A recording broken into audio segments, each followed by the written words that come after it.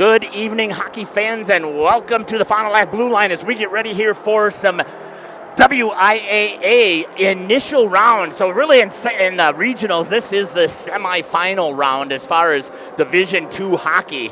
And tonight it's going to be the St. Mary Springs Ledgers who are going to be taking on the Cedarburg Bulldogs. And we'll talk about each one of these teams as we get ready here through the pregame. But just to let you know that St. Mary Springs was a 2 seed. Okay, why? Well, the computer said so. Okay, so that happens. That's the way it goes, right? Cedarburg was an 8 seed, or 7 seed, that's right. They're the 7 seed here. Joining me here on the broadcast is Cameron. Cameron, I forgot your last name. Galecki, thank you. And former coach for the Warbirds, Dwayne Washnick. So thanks for joining us here on the broadcast.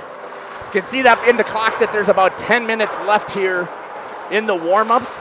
We're going to step aside so we can hear from our sponsors, and then we'll come back. We'll talk a little bit about the Cedarburg Bulldogs, get the interview in there with the coach, and get everything rolling. You're listening to Jeff Sauer here on RP Sports. Looking forward to some fantastic WIAA regional action. Integrity Saw and Tool is a proud sponsor of Fond du Lac area sports. They wish the best of luck to all local teams this fall and winter. Integrity prides itself on being the fastest producer of high-quality cutting tools and providing the most reliable sharpening service in the industry. If you're looking for a challenging career with excellent benefits and a family atmosphere, contact the team at integritysaw.com. That's integritysaw.com. Planning to build? Whether it's a new home, remodel, or commercial project, you need a committed team that's dedicated to bringing your visions to reality. You need Pinot. After all, we've been doing it for over 45 years. To start your next project, go to www.rapinno.com and you'll learn about the Pinot difference. Pinot, build better for future generations. Today's game is brought to you by Edward Jones and these area Edward Jones financial advisors. Robert Bruce, located at 976 East Johnson Street. Patrick Ellistad, located at 560 Fond du Lac Avenue. Matt Moses, located at 68 North Main Street. And Jeff Wills, located at 649 Fond du Lac Avenue. Good luck to all athletes in today's game. Edward Jones, making sense of investing. Monthly payments, due dates, late fees, debt can feel overwhelming, and it can be hard to keep up. But it's a new year, which means a fresh start. If you're ready to hit reset, a debt consolidation loan may be right for you. Instead of having to keep track of separate balances, due dates, and lenders, you can make a single payment each month to hit all of your debt. At Fond du Lac Credit Union, we believe settling your debts doesn't have to be complicated. Get a fresh start by visiting fdlcu.com or stop in today.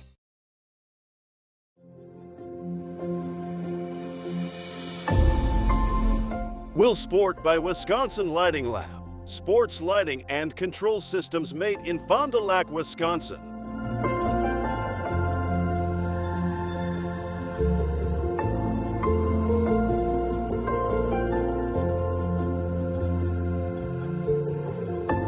Will Sport, a premium sports lighting system. Factory direct application and product support along with its full line of complete LED lighting solutions will transform your athletic facility to the next level. Create an unforgettable fan and player experience.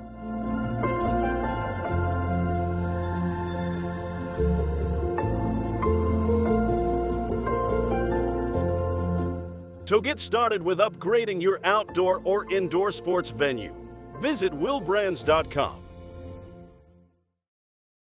Muthig Industries in Fond du Lac would like to wish our local high school sports teams best of luck this season. Muthig Industries is one of the area's top full-service manufacturers of precision metal stampings, laser cutting, production machining and turning, tool and die manufacturing, and custom metal fabrication products. Muthig Industries in Fond du Lac, where quality is an attitude and producing high-quality parts with on-time delivery is of the highest importance. To find out more, visit MuthigIndustries.com. Muthig Industries, 33 East Larson Drive, Fond du Lac.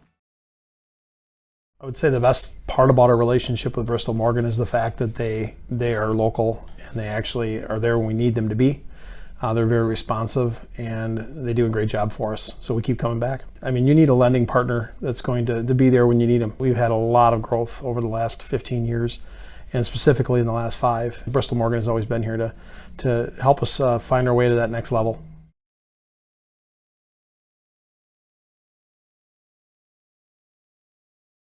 Go ahead and let the daydreams of spring begin. Shop the auto show sale at Holiday and explore all that's new from Buick. Score rates as low as 0.9%, plus hefty bonus cash and deferred payments on Buick Envision. Get more for your trade and enjoy Team Holiday's exceptional guest care. We earn the trust of drivers from all over Wisconsin by following through and going the extra mile. It's what we do. Find yours and discover the difference at Holiday Automotive, Fond du Lac. It's worth the trip.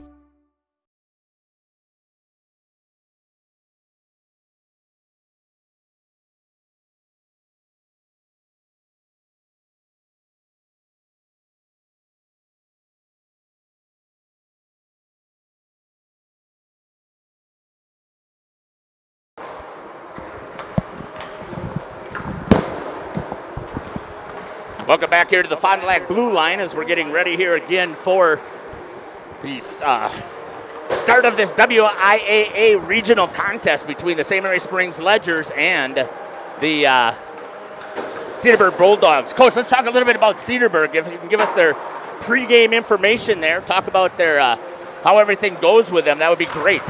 Yeah, it looks like they're led by number 4, Brady Lane. Hopefully I pronounced that right.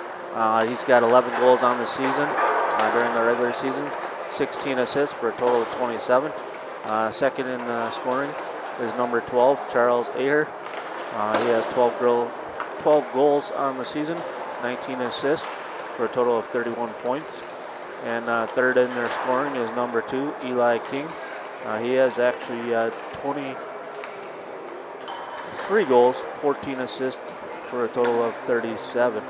And sorry I did that in the wrong order. So yeah, looks like they're led by number 2, followed by 12 and 4. So look forward to seeing them on the ice. For the Springs, they're led by number 4, Austin Westergaard.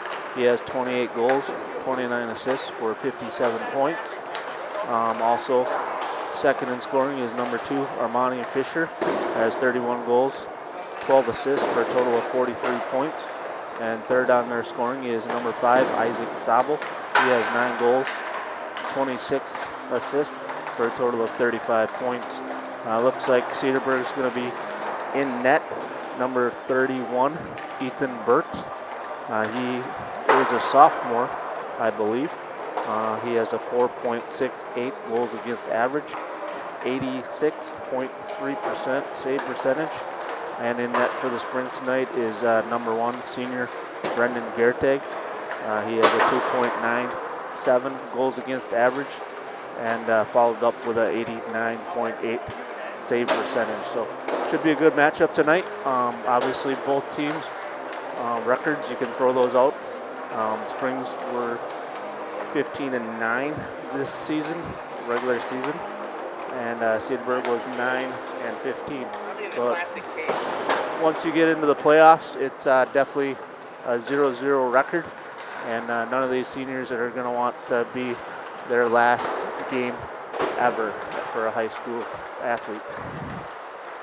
Yeah, exactly. I mean, it's a play-in. You're still going alive if you win, and if you don't, you're going home for the rest of the season, and that kind of stinks for the losing team, but that's what makes playoff hockey.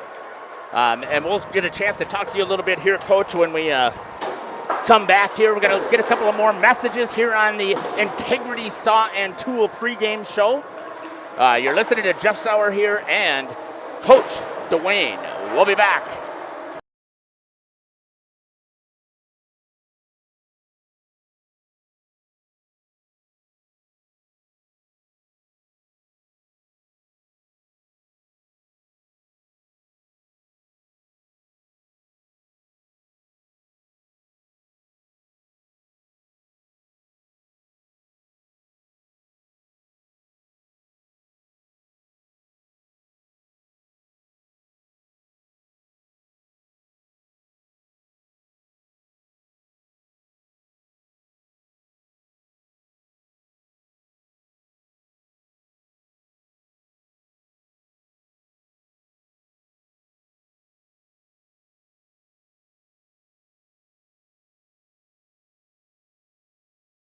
Real estate is something that we are doing together. We're in it together till the end. The best achievement that I can have is when the property successfully closes. Probably the most rewarding part of my role with Addison Jones and Signature Homes is the ability to take a client from the very beginning stages of building a new home all the way down to the point where we turn the key and move them in and watch their eyes light up as they see the finished product. Buy it, sell it, build it. That's Addison Jones.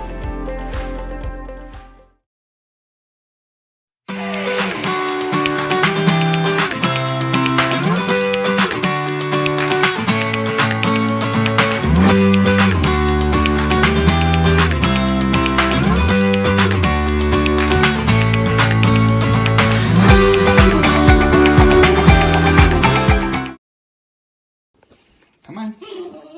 Come on, you can do it. Yeah, come on, Tommy. Come on. Come on. Well, come on. Come on. Yeah. Good boy. Come here. Come on.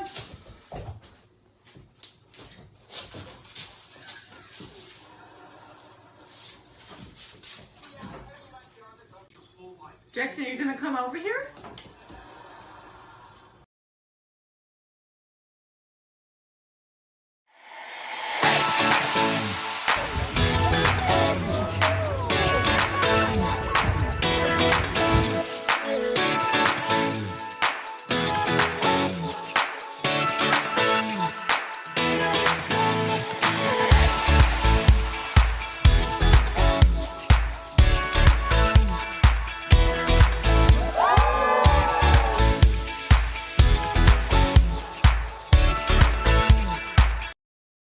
Winfield Homes is a locally owned, custom home building company of over 25 years that prides itself on great service, high quality, and providing the best building experience possible. Owners Jim Boudry and Jason Zellner are there for you every step of the way to ensure that your new home is built just the way you've dreamed it to be. With the same passion that they have for their clients' homes, Jim and Jason are proud supporters of and are personally involved in youth sports programs and are truly committed to their success. Winfield Homes wishes you all the best of luck this season. Hi, this is Danny and Heather with AirTech Heating. At AirTech, our motto is honesty, integrity, and quality craftsmanship. When it comes to your home, you want the person working on your equipment to be upfront and tell you what you need. But also what you don't need. We deliver whatever it takes service to take care of you. Our technicians are NATE certified, meaning they are the most highly trained in the industry to be servicing your equipment. If you're stuck with a broken furnace or air conditioner, call our team at AirTech Heating at 924-6742.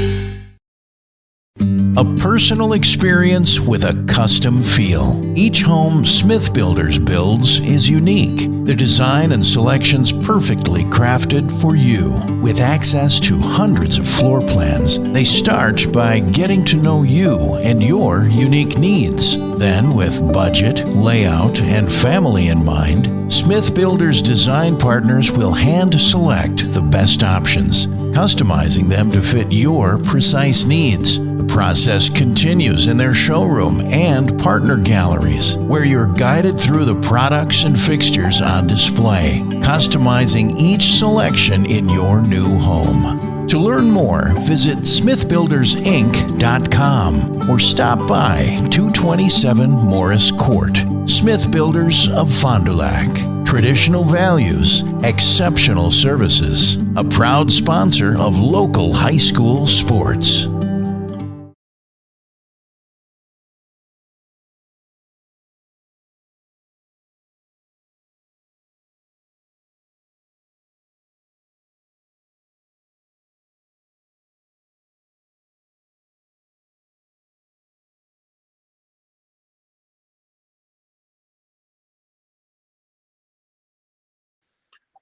Welcome back to the Integrity Saw Tool pregame show. Joining me now is the head coach for the St. Mary Springs Ledgers hockey team, Coach Kevin Colleen. Coach, welcome to the show.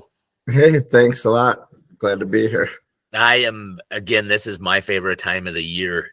Now that I no longer have a child playing. When my son was playing and he was the goalie, this was probably the most nerve-wracking. But now that I don't have to worry about that, this is when you see the best that a team can put possibly forward, because you lose, you're done. So talk to me a little bit about how your season ended and then we'll talk about how things are going moving forward. I mean, we ended on the right foot. The Verona game after the conference tournament, that we're playing some good hockey down the stretch, 12 out of 13, win the conference tournament. When I watch the videos back is when I actually see what happened in the games. Right. It gets a little, we were pressuring the puck, not sitting back, doing exactly the things that we've been working on doing all year. So the way we were playing is right where we want to be. The Verona game at the end we weren't playing to lose, but it's an exhibition. So everybody got on the ice. I wanted to see who wants to play in the shifts going forward. And we played well. We had a few mistakes, but that game didn't have any implications. And I was going to use it as a measuring stick, but I know how we've been playing. It was a measuring stick for me, so I know what we have going forward. So we ended on a good note. Everybody's been playing hard. Practices has been ramping up, which is what you want. And season kind of played out slow at first, but like we said in the beginning of the year, it's how you're playing at the end of the year, which is important. So I'm feeling confident going in the way we're playing going into the playoffs. So it is the WIAA playoffs now, and as we just mentioned, it's win, you get to play another day, lose, and you're all done. So talk to me a little bit about the seeding meeting. I see you came out with a number 2 seed. And I went back a little bit further. Finally, the last couple of weeks, you actually made it into the coaches poll, which just shocks me. So talk to me a little bit about how everything went with the seeding meeting and where you're at. Well, the seeding meetings, right? Everybody votes on the entirety of your season. Oregon had a excellent season over there. They only lost 3 games, only 2 teams. You put up a 19-3 record. And low goal against. Our slow start hurt us with votes to get the number 1. So we're number 2, which is kind of where everybody's been putting us all year, and that's I'll take that. That's where we want it. We want to be the underdogs. We want to let our actions do the talking like we did in the conference tournament. So that's just kind of how that works. Everybody votes. You get to appeal. We were number 2. We had 1 first place vote. So to sway 5 guys to vote our way would have been a tough cause. That's why every game counts in high school hockey. You preach it all year at the beginning of the year, and sometimes the kids don't grasp it. Every game matters. Yeah, what I think, though, is fortunate about this situation, and you and I talked off air. I mean, you're still the game, no matter what, if you'd have been the 1 seed or the 2 seed, you're still be playing in Oregon on that last for the sectional to move to the state tournament. Yeah, I mean, that's getting ahead of ourselves. We got to beat Cedarburg first, and then whoever comes out of the Waupun, Homestead, Oregon, or Monona Grove and them. But going on the road, that's what makes hockey fun. Playoff, like, it doesn't matter what team, what rank. The line change is the only difference in being 1 or 2. So you kind of mentioned it right now, Coach. You're going to be taking on Cedarburg. So as the 2 seed, Cedarburg is the 7 seed. So tell me a little bit about what you know about Cedarburg. Well, I don't know. I mean, I've only seen when we did the seeding meeting, I had their report pulled out, and I see their scores. I haven't really watched too much film on them. I know they always play tough, physical. Even going back to when I coached Sheboygan. So every year that we've played them, they're tough, they're physical, they play hard-nosed hockey. And even we were talking about a little bit the Shawano game. The skill isn't there, but the kids don't quit, and it's playoffs. So it's kind of like the fun, the intensity ramping up. The Fondy Springs games, you can't not go harder. Your season's over. So you get a goalie that makes some saves and a puck or 2 that bounce in the net. Hockey's a game of breaks and bounces. Doesn't always go your way. You got to work through adversity, and the next thing you can be in an intense game if you're not on your focus the whole way through from start to finish. Yeah, and Cedarburg plays in the Milwaukee area there, and that is a very tough area to be playing a lot of hockey. A lot of Division I schools. Yeah, they play high comp. There's no team at this point that I'm overlooking. We'll have to put our best foot forward. Plus, you want to be ramping up every practice, every game from here on out. So it sounds like that you think your team is exactly where you want to be, at least for tonight's game. So talk to me a little bit about what's going to make you smile here on the Fondy Dental Make the Coach Smile. That's always the same. I mean, W's are always good in the end, but regardless, just working hard, giving effort, not making the other team earn every last inch that they take from us on the ice. That's all I ever ask for is their maximum relentless effort. So. Yeah, and one of the things that we've noticed playing at the Fond du Lac Blue Line, typically that size of rink has been an advantage, but I believe that Cedarburg is playing on the Concordia rink, so it's very similar in size. Yeah, the advantage thing, the kids, like we practiced on rink B tonight, and it's why we're playing rink A, and it all comes down to mentality. You can't it's still hockey. You've played on both sheets many a times. You know what to do. If you let that stuff start creeping into your mind, then it doesn't help anybody on your team. So we've been pretty good about that, pushing out. I mean, we'll practice on rink B if we're going to a smaller rink A versus we'll try to. We'll switch with Fondy, or the coaches are pretty good with that. But hockey's hockey. It don't matter if you're playing on a pond. It's all the same. How's the goal cams looking? They're the ones that have to change their mindset, because they're the ones that usually get stuck with that mindset. This is the bigger rink. Yeah, you got a little more time and space, maybe that extra half a second. But if you're working hard enough, you take that extra half a second away anyway. So excellent. So how is the health of the team, Coach, here on the Bauer Chiropractic Injury Report? We're fully healthy except for number 4, Mike. I think we had a doctor's appointment today. We'll see if he's playing tomorrow or not. Okay, otherwise everything else is good. Yep. Practice has been great. So all right. Anything else you'd like to add here on the pregame show? No, I'm good. I'm getting excited. First playoff game as a Springs coach, as the head coach. So hopefully we come out on top. Yeah, I am excited too. I've seen you play numerous times this year. I love, like you said, as you've progressed through the season, I mean, you can really see the kids working really hard. So it's been enjoyable to watch your team out there playing. Yeah, they've been better. It's a day-by-day process, right? That's one step at a time, one day at a time, one shift at a time. And they've definitely improved from where we started, where passes are crisper, the effort's a lot harder.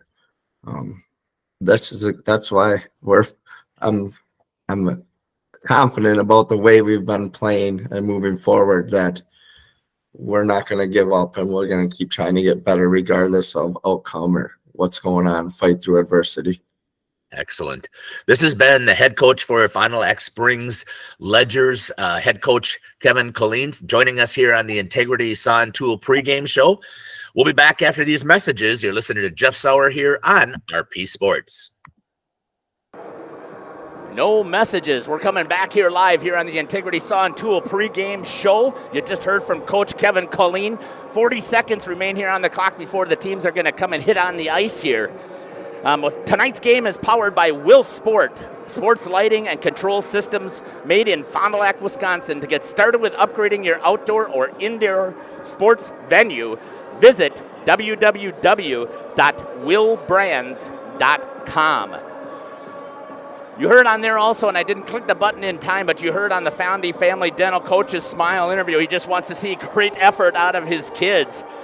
And you also heard on the Bauer Chiropractic Injury Report, got pain, see Shane, Dr. Shane Bauer, that Springs is sitting in really good shape health-wise for this contest. And we're getting ready here for the Sargento Cheese starting lineups. As soon as those come out here, we'll make sure that we cut to those so that you have shots of those. I'm going to just pop this on for right now, and I want to see. There we go. There's Cam working on our cam, our portable cam. So he's got a great shot of the coaches there right now. I don't know, can you see it there, Ken? Nice shot. So I appreciate the fact that we've got him joining us here for today. We're going to, Fondy Family Dental, Dr. Chad and his team will make you smile before, after, and yes, even during your appointment. So waiting for the teams to come out. I can see across the way that Cedarburg Bulldogs are lined up there in their spot. Head coach Kyle Peterson is over there on the bench as well for Cedarburg. Coach, what would be the keys to the game here if you're talking about St. Mary's Springs? Yeah, I think you got to get off to a fast start. I mean, obviously you're playing at home. You can throw out the records. They mean nothing in the playoffs. So get on the board real quickly. Hopefully put in a couple, in the first shifts. Calm the nerves. As much as people don't realize, they still have nerves come playoff time. It's a different type of nerve. Right, exactly. Especially when you're the favored team, right? You know that you're supposed to go out there and hit the ice and go well. So it's going to be really critical that he really gets hustling there. So that was the International Paper presents your keys to the game. Apply today at jobs.internationalpaper.com. Cedarburg Bulldogs hitting here on the ice. Their record this season is 9-15. 9-15. I did see that they had some overtime goals that they scored and won 3 of their games in overtime and didn't give any of them up. So we're getting ready again here for that starting lineups. It'll be the Sargento Cheese starting lineups. So I must have did something again. Silly. I don't know what happened here.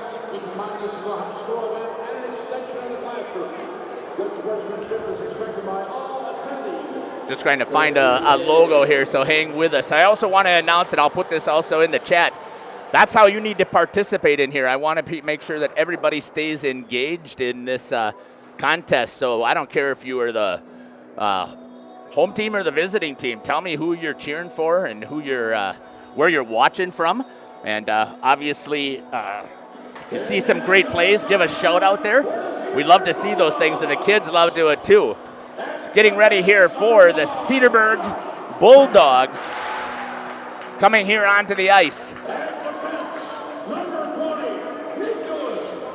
At one defense will be number 5, Josh Vapp. He is a junior.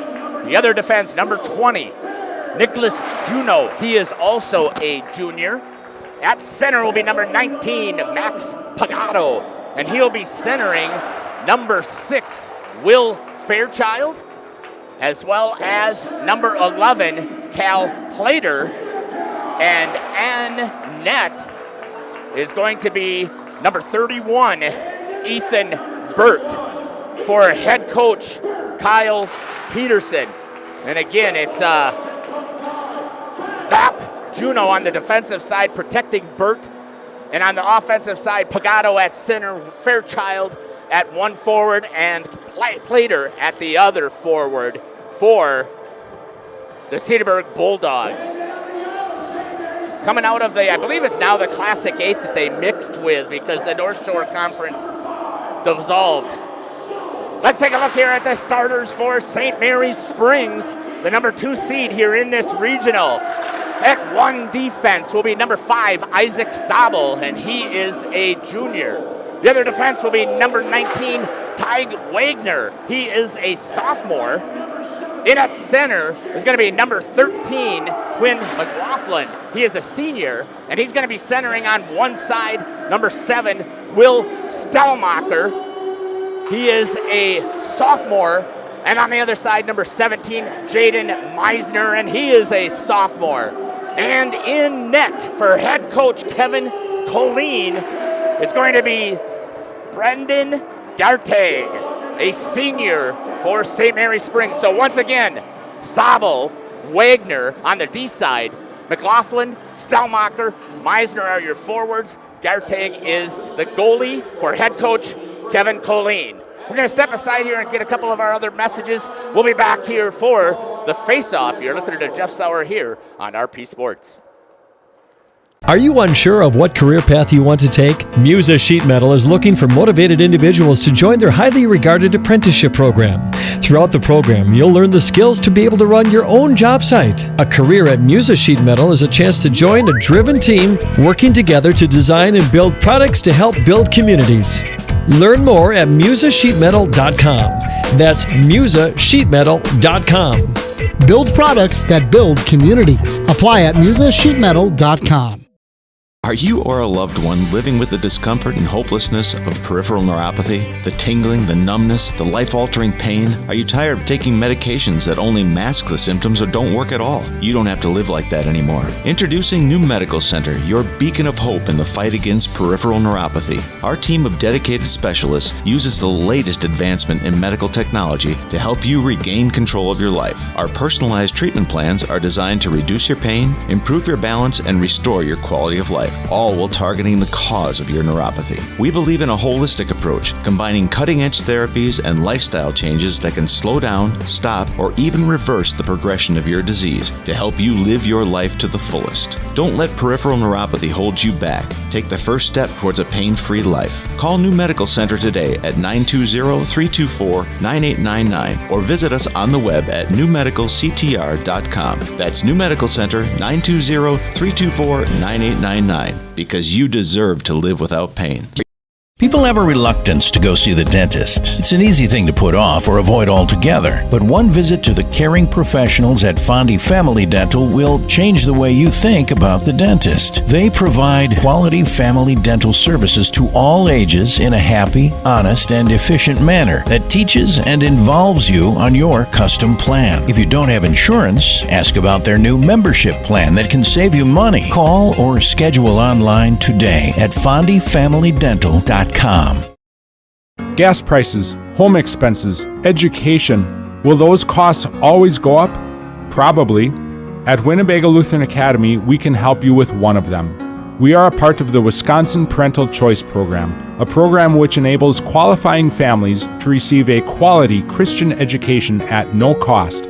That's right, zero tuition if you qualify. To learn more, visit WLAVikings.org. Living it for 4 years, loving it forever.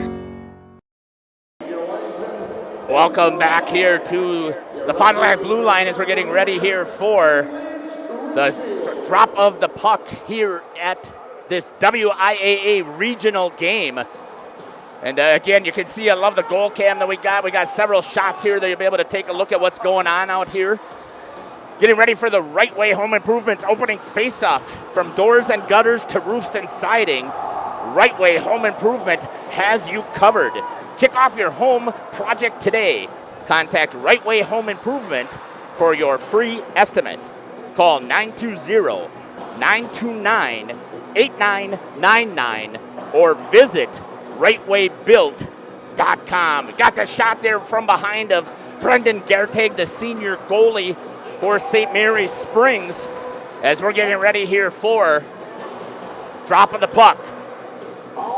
On the Quest Interior scoreboard, you can see up there that there's 17 minutes. We're getting ready here to start the first period. Here comes that right way face-off, and the puck is dropped. Number 13 in at center for Springs wins it back. That's going to be Quinn McLaughlin. To Sabel, moves it over, got it over to number 7, Will Stelmacher. Stelmacher picks it up into the defensive zone. Sabel picks it up from the dot, moves behind his net, resets.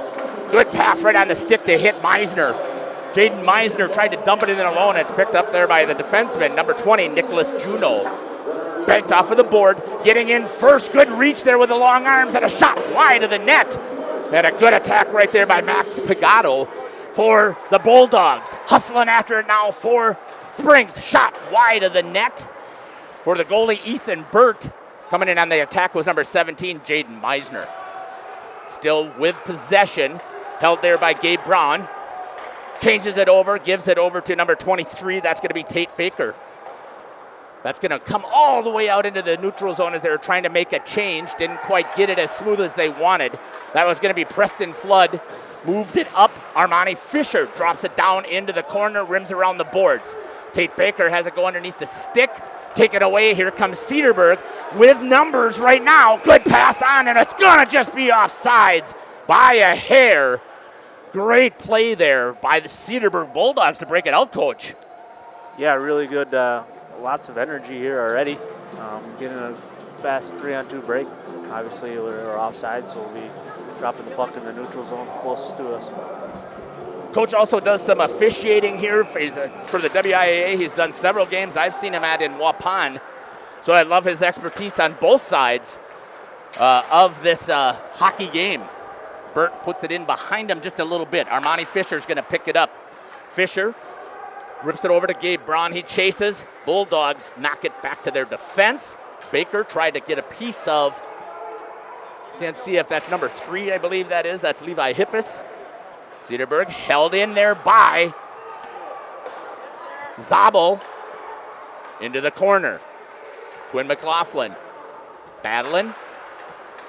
The one thing that we've seen numerous times in the games that I've covered here for St. Mary's Springs is that the teams coming in always seem to have a height advantage, but that doesn't do anything at all for skating and the size of heart that is in those little guys.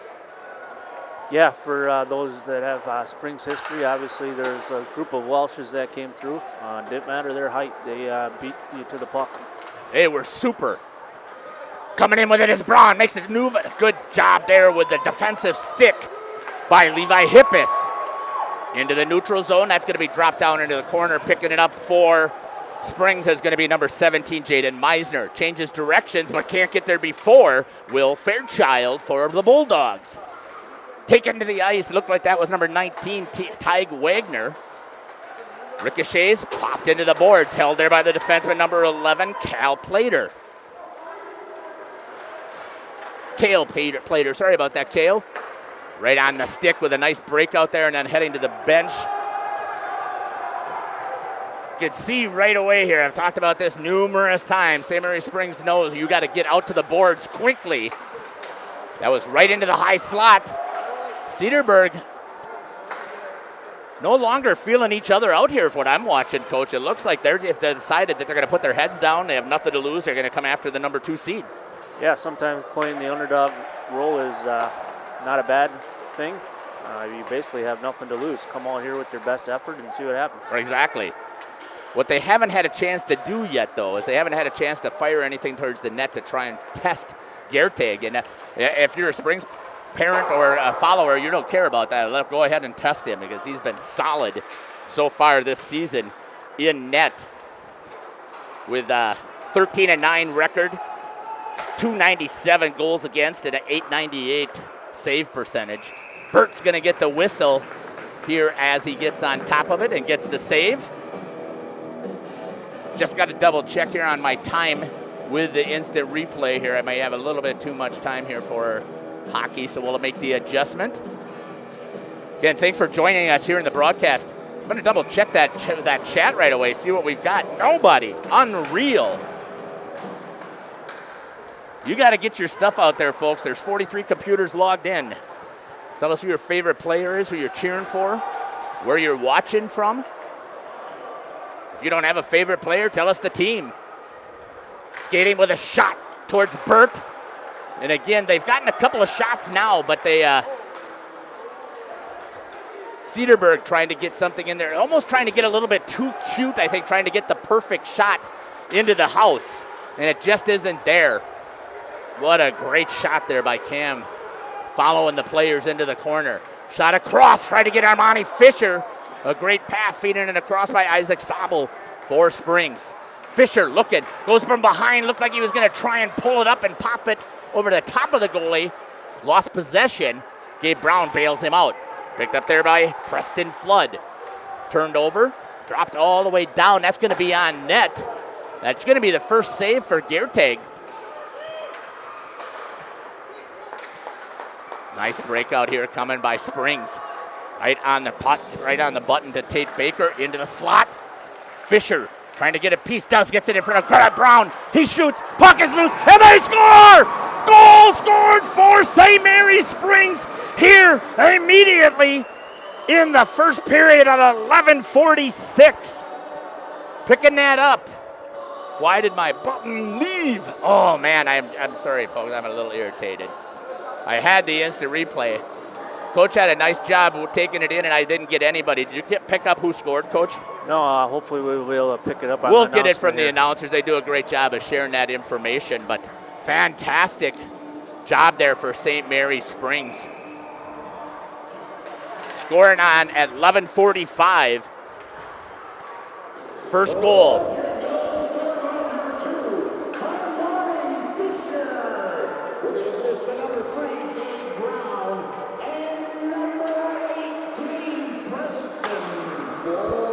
Great teamwork there for St. Mary's Springs. The goal is going to go to number 2, the leading goal scorer. I thought he was on the team at one time. He was. I'm not sure if he is anymore. I didn't pick up those numbers for sure. But number 2, Armani Fisher with the goal. Assist going to number 3, Gabe Braun, and number 18, Preston Flood, getting in on the action. And that's, again, the one thing that I've watched this Springs team do all the time. They move the puck. They're not selfish. They pass it around to see what happens. Isaac Sabel with it through the neutral zone, gaining some speed. Pulled the defenseman to him. Shot it off of the glass.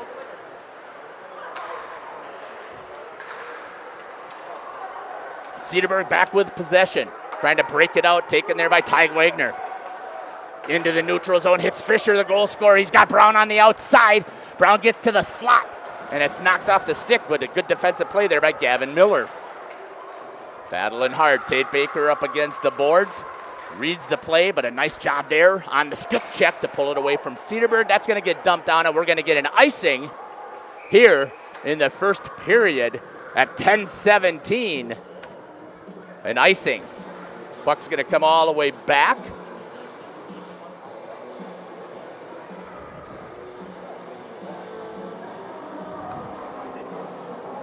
Kind of the start that you want, Coach, if you're the home team and you're the higher seed, right? You want to start swarming the net. You want to get something in the back of the net within the first 5 minutes if possible. Yeah, like I said, we talked about it earlier. Get off to a fast start, pump a couple in, and hopefully take the momentum out of Cedarburg. Yeah, you got to do that if you are the team who is the higher seed and playing at home.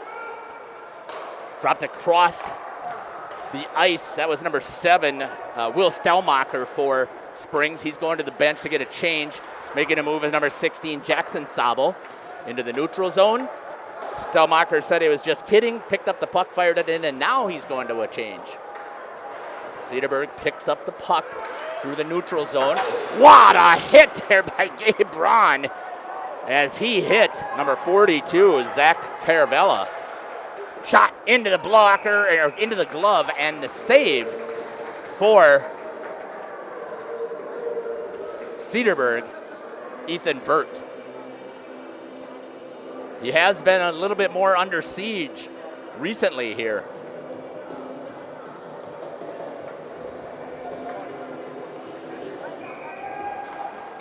Comes back to live action. 9:27 here on the Quest Interior scoreboard.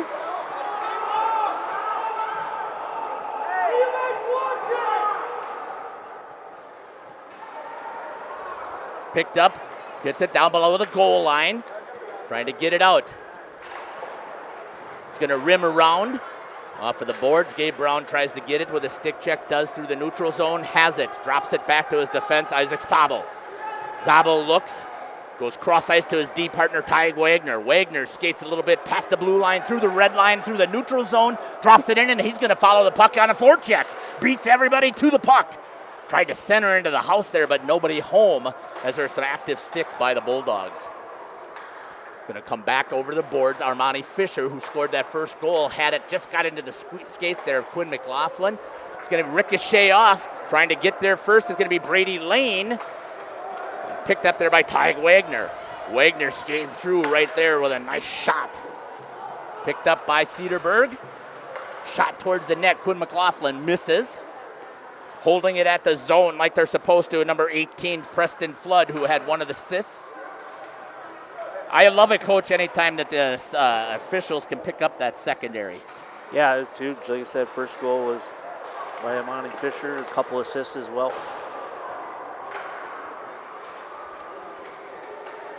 Got a lot of action down. You can see Ethan Burt working down there. Let's see if we can get a camera shot with him. He's going to get on top of it, get the whistle.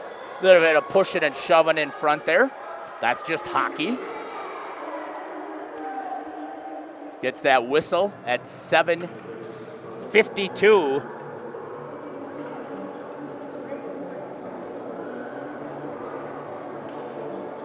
Can't remember which one was which now, and I don't know what I did the second. Oh, there it is. I think this is the right remote. I just want to do a double check quick. I don't think it is. Coming back off the boards into the neutral zone. Picked up there by number 11. That's going to be Cale Platter.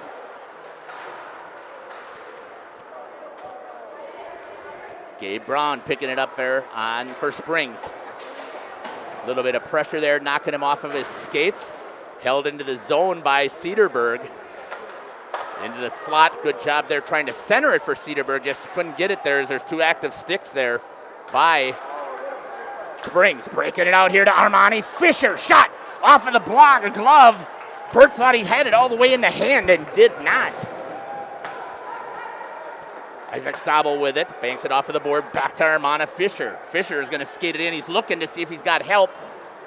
Nobody there. It's going to be turned over into the neutral zone, and this time Zabel puts it forward. They do such a nice job of covering for each other. Their defensemen go quickly on the attack, right into the high slot, off of the body. Battling for it, out into the slot this time again. Cedarburg trying to break it out, and it pops right into the shin pads of one of the Springs players. That's going to go all the way down, right onto the stick. Shot into the back of the net for Cedarburg. Brady Lane with the goal at 6:27. Cedarburg. I couldn't see who got the assist there, but what nice action there. Cedarburg with the goal. Great camera shot there by Cameron, too. So awesome. 6:27, it's going to be number 4, but I'm not sure who moved it up to him. We're back to live action. It is one apiece.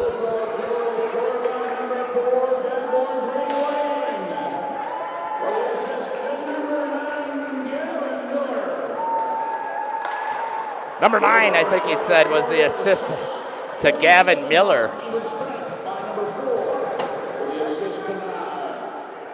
We're back to even. Probably couldn't ask for anything better if you were a Cedarburg Bulldog. Springs coming back, and Springs had all the momentum there, Coach. Yeah, great pass. I mean, I think we had number 9 on the assist, I believe. Great pass out to the leading scorer, Brady Lane. He came in on a breakaway, and like I said, Gertag hasn't seen many shots today, but once they put one on, it went in. That was a great shot. There's not much Gertag could do about that. Lane took the perfect shot, again, knowing as a goalie dad and watching over and over and over and studying and listening to the goalie coaches. Goalie coaches would constantly say, you got to be on guard, because if they pull the trigger at the hash, you got to react, because you are not going to get a 5-hole save or a pad save with that. They're going to try and go over to the top of you, and that's the toughest spot. But as soon as you get down on closer on top of them, Cedarburg picks it up again. Bad angle shot by number 42, Zach Caravella. Isaac Zabel with it for Springs. Gabe Brown in the defensive zone, makes a move, gets across the blue line, through the neutral zone, the red line, and he gets into the offensive zone. Shot. Goal scored into the corner. Gabe Brown all the way by himself, walks it in and finds the corner on the shot to take the lead back here for St. Mary Springs. Right there, Gabe Brown with the goal. See who they're going to give it. I don't know if he's going to give an assist because he took it from behind the blue line all by himself. They're not going to let him make the change even though they're the home team. They're going to make him stay home. We'll see what they say as far as if there's going to be an assist or not. I would have never thought we were going to have an offensive game. Now, maybe it's only the first period. We're still settling in, right?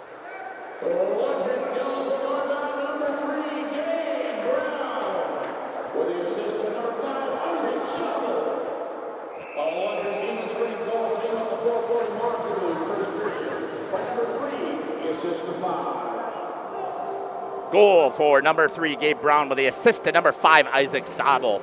And he was working for it. He made the cross-ice pass, but you typically don't get, at least my understanding, you typically don't give it from 3 lines. Do you give that an assist? But it was a great pass. Yeah, great pass. And he just basically threw it on net to see what happens, and it went in. Paddling into the corner to pick it up. Cedarburg with possession, holding it in. Great work behind the net. It's number 16, that's Jackson Zabel. Trying to get it out. Slot! Shot it! Puck is loose! And Gerte gets on top of it and stops the attack. Oh my!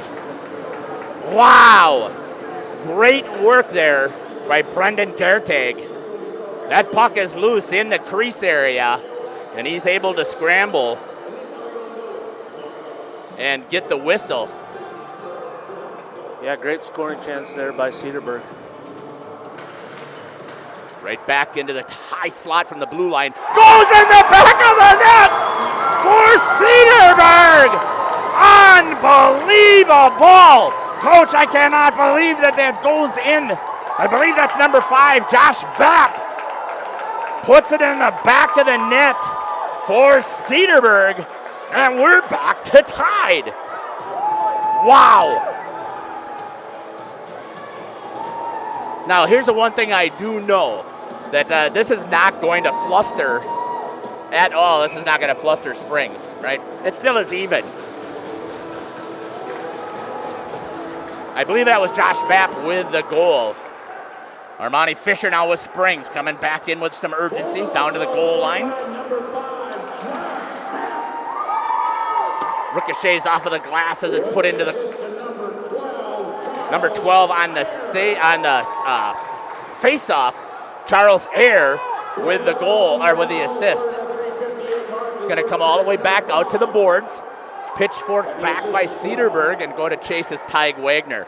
Wagner off of the boards over to Isaac Zabel. Zabel with it into the neutral zone. Nope, not quite. Quinn McLaughlin taken away there by Cedarburg. Shot towards the slot. Puck loose. Zabel gets on it, and he's going to clear. Nope, held in off of the skate of Tyg Wagner. Zabel picks it up by the goal line. Skates up the middle of the ice, loses it at the blue line. Quinn McLaughlin's there to bail him out. Cut off by Cedarburg. Paying off of the boards. It looks like we got a penalty coming here. Kind of thought that he may have taken interference, I'm guessing would be the call. It's going to be called for an elbow. That's going to be Quinn McLaughlin with the call. Having a seat in the penalty box. First penalty of the game at 2:58 is going to go to St. Mary's Springs. On number 13, Quinn McLaughlin for an elbow. Well, if you're a Cedarburg Bulldog fan, Coach, you could not ask for a better start. No, this is huge for Cedarburg. Knocked down in front and wide open and scoring a goal for Cedarburg. Number 2 with the goal. Rebound, juicy, left out by Gertagen. Finishing it was Cedarburg on the power play goal, and they're going to take the lead as a goal scored by Eli King. At 2:53, unbelievable. No way. Not thinking this is what's coming here between Cedarburg and St. Mary's Springs.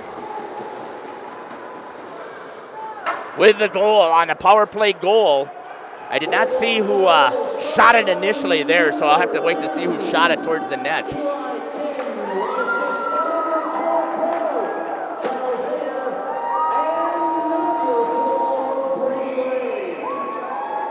Assists go to number 12.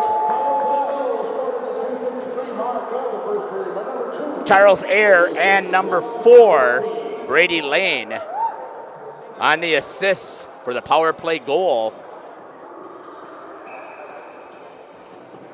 Cedarburg with the lead now here with 2:33 left. Moving the puck around. Springs gets it out. Fisher had it knocked away from his stick. Tate Baker. Gabe Brown with a nice move into the neutral zone. Looks, shot into the pads, ricochets out. Nobody there to pick it up except for Bulldogs. Comes back out into the neutral zone. Picked up there by Ty Wagner. Intercepted into the slot, but taken away immediately. Hustling in on it is Gabe Brown. Has the defenseman beat. Looks, backhand over the top of the crossbar. And into the corner. Cedarburg gets it out into the neutral zone. That's going to come all the way down. I think that's going to be an ice, and it is. And we'll get a whistle at 1:49. What do you say? I mean, this is just unreal. I got to see which remote control is going to move me here. I'm not seeing either one of the. Did you turn the power on those? I might have to check it. I might not have, so we can get that in between periods. Yeah, it's showing that it's not on this remote. Okay. All right, here we go. Back to live action. I'm going to zoom you in just a little bit more. Perfect. Face-off for number 12. Charles Ayer getting on top of it right away for the whistle is Ethan Burt. 1:47 left here in the first period. 3-2 the score. The Bulldogs of Cedarburg with the lead.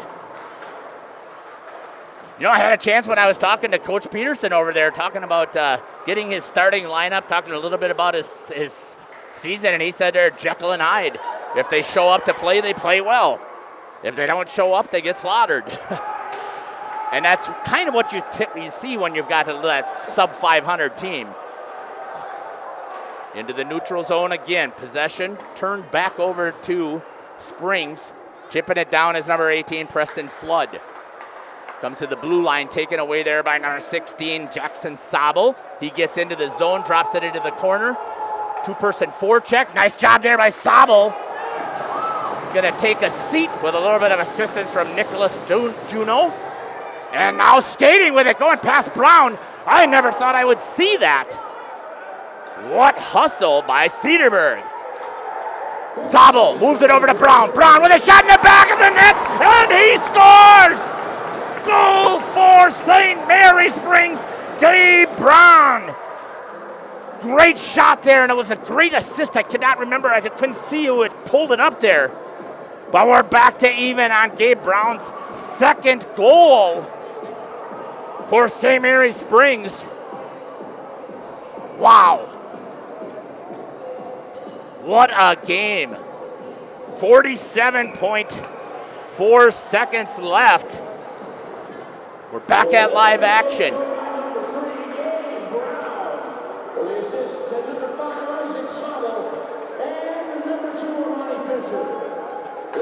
Assists go to number 5, Isaac Sobel, and number 2, Armani Fisher. Back at the high slot. Puck is loose as Burt lost control of it. Going down and having a seat with a stick trip out in front. Is that Armani Fisher, I think, coming to have a seat? It is. Armani Fisher, and a power play opportunity again here for Cedarburg with 25.5 seconds left.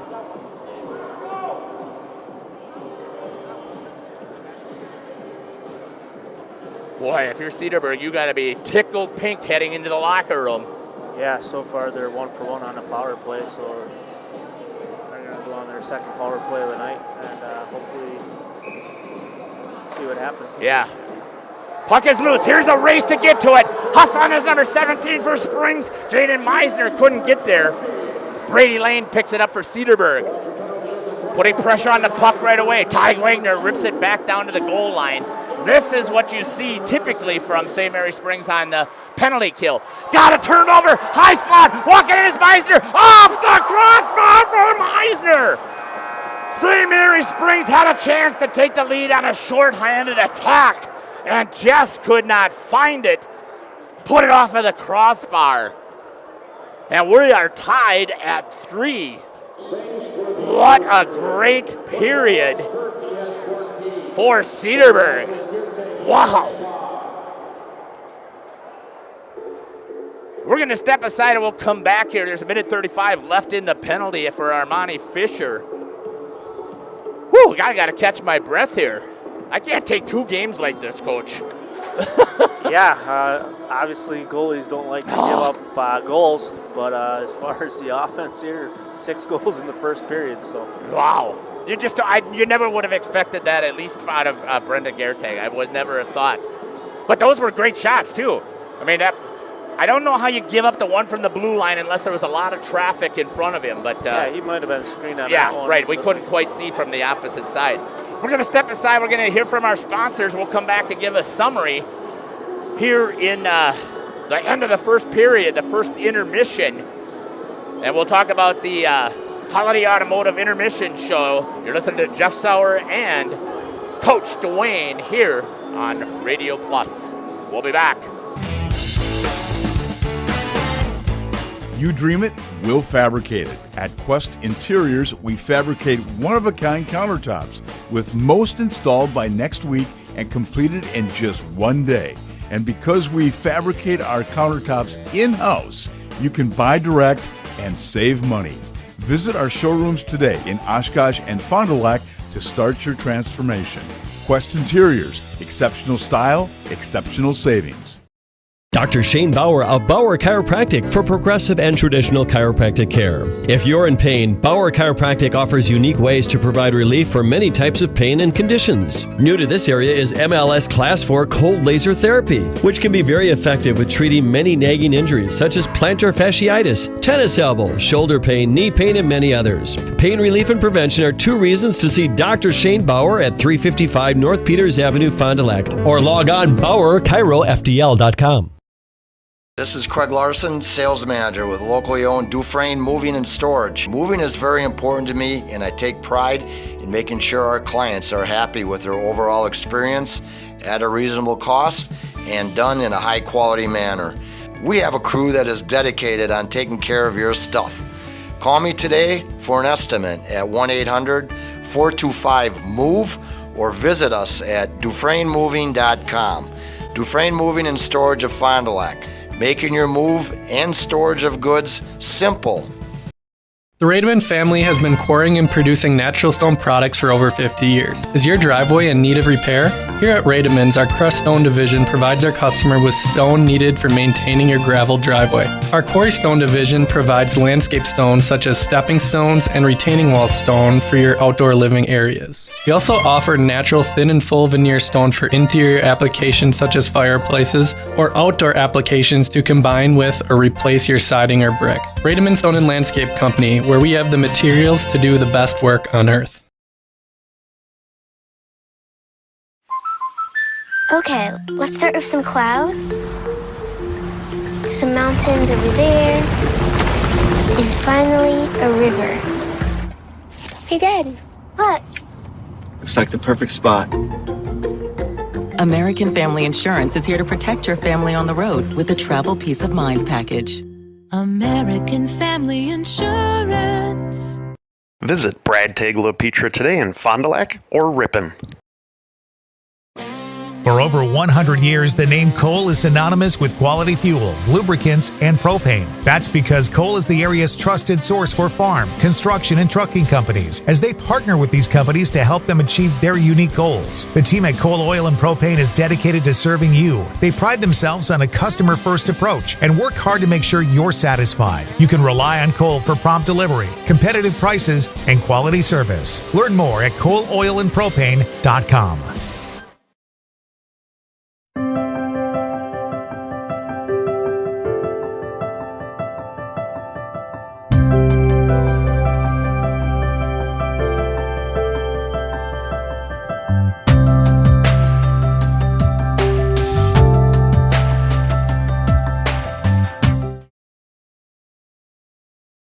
Hey, I'm Jeff Cornelli. I'm the owner of Tavern on the Avenue, Bob's on the Avenue, Just Love Coffee on the Avenue. Just Love Coffee is a franchise out of Nashville, Tennessee. We actually interviewed 30 different people, and these people are above and beyond better than anybody else. 90% of the money that is made in the coffee shop is donated to charities. There's nothing in Fond du Lac like this business. It's very upscale, it's family oriented. We got kids games, the kids can play their games, the families can come here at birthday parties and have coffee at the same time. Welcome back here to the Fond du Lac Blue Line. 7:15 still left here in the first intermission. Hey, state boys and girls hockey tournaments, that's what we're here for, and we're getting ready to play. So hopefully we'll see some of our teams. The WIAA State Boys and Girls Hockey Tournaments run February 29th through March 2nd at Bob Suter's Capitol Ice Arena in Middleton. So this year will be that first year where it's going to be moved over to Middleton. Take part in the true magic of March by accessing the WIAA website and clicking on the tickets link at the top of the page to order your state boys and girls hockey state tournament tickets. Now at WIAAWI.org. Coach, plenty of scoring taking place here in this first period. At 11:45, St. Mary Springs tickles the back of the twine with a goal by Armani Fisher, assist to number 3, Gabe Braun, and a secondary to number 18, Preston Flood. Great work out there by St. Mary Springs to find the back of the net. It's one of those things we talked about. As they move the puck, they share it, and they try and create the goalie to move a little bit and put it behind him. Then at 6:27, the next goal scored is the equalizer by Cedarburg. That's going to be number 4, Brady Lane. A power play goal with the assist to number 9, Gavin Miller. And it's tied at 1. About 2 minutes later, St. Mary Springs is not happy with that. They come back in. Gabe Braun with the assist to Isaac Sabel. Braun's second point at 4:40 scores for St. Mary Springs, and they take a 2-1 lead. Less than a minute later, at 3:58 on the clock, Cedarburg answers with a goal by number 5, Josh Vapp, with the assist to number 12, Charles Ayer. That was an even strength goal. And then a penalty taken by number 13, Quinn McLaughlin, with an elbow at 2:58. That's the first penalty for Springs. And 5 seconds later, back of the net, hammered from the blue line, number 2, Eli King, with the assist to number 12, Charles Ayer, and the secondary going to Brady Lane. So Lane with 2 points, Ayer with 2 points. Gabe Braun gets his second goal with 47.4 seconds left in the period for his third point. An assist goes to Isaac Zabel. That's his second assist. And Armani Fisher with a secondary assist, getting 2 points for him. So we got a lot of people touching the puck out there. And then here with 25 seconds left in the period, Armani Fisher takes a trip. And Jaden Meisner, I believe that was, Jaden Meisner picked off all the pressure that they put on their special teams that were not letting them break it out. They couldn't get it to the neutral zone. Turned over at the blue line. Meisner picks it up, steps in from the high slot, and rings one off of the post. With about 4 seconds left in the period. And that's kind of where we're sitting here right now on the Holiday Automotive Intermission Report. It's brought to you by Holiday Automotive. It's worth the trip. So, Coach, we're going to step aside here shortly, but tell me, what are you saying to the Cedarburg team if you're coaching in the locker room? No, for them, obviously they got outshot 17-8 in that period. Doesn't matter. The score is 3-3, so continue to get some shots on net. You never know. For Brendan Gerte, he had 5 saves in that period, so gave up 3. So obviously just put something on net, and who knows what's going to happen. Yeah, his goals against average is 2.97. So he's already exceeded that, and you couldn't ask for anything better, again, if you are a Cedarburg Bulldog fan. You got to just keep pumping them towards the net. This period coming up, though, I think we'll step aside. We'll come back with about a minute left, and we'll talk about that period that's coming up. And what I'm going to do is I'm going to play the Lens Truck Play of the Week. So Lens Truck Center Each week, Radio Plus will feature a play of the game. At the end of the season, you will have a chance to vote on your favorite.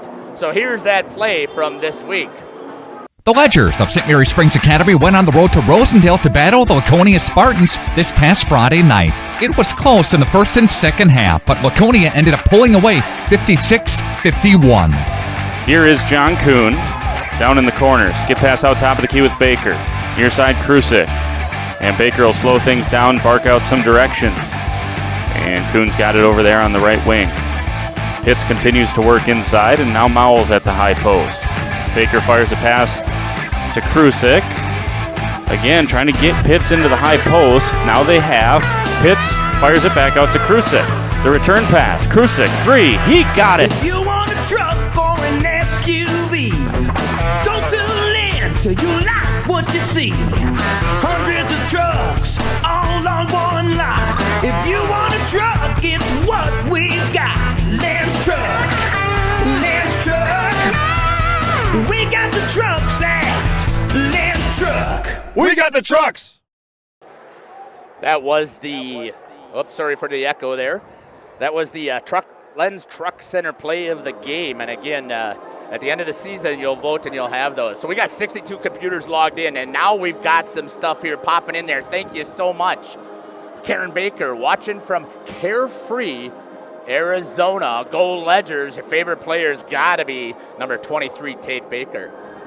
Lynn Leonard pulled hers out of there. I'm not sure why, but we'll see if we put some stuff. Rob White, go Dogs from your bike. Oh, does that mean you're exercising while you're watching it? Because I feel like I am too. I'm sweating like crazy. And thank you again. Lynn Leonard did there, cheering for Nick Juno, playing for Cedarburg. Yes, so again, thanks for putting that stuff in here. If you haven't seen this before, when the game is over, it's going to take a little while to process, and a little while meaning like 20 minutes at the most.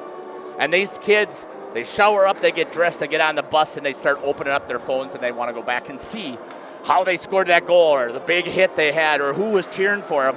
And the chat is right there side by side. One of the things I do ask, and I opened it up this time, but if you could subscribe to the channel, that would be fantastic to let others know that you actually enjoy the broadcast that we put together here on Radio Plus. We're going to switch and see what Cam's got going there with his camera. He's been doing a fantastic job giving us some shots. So thanks again. Out of those 62 computers that are logged in, there's got to be a lot more of you who are cheering for one team or another.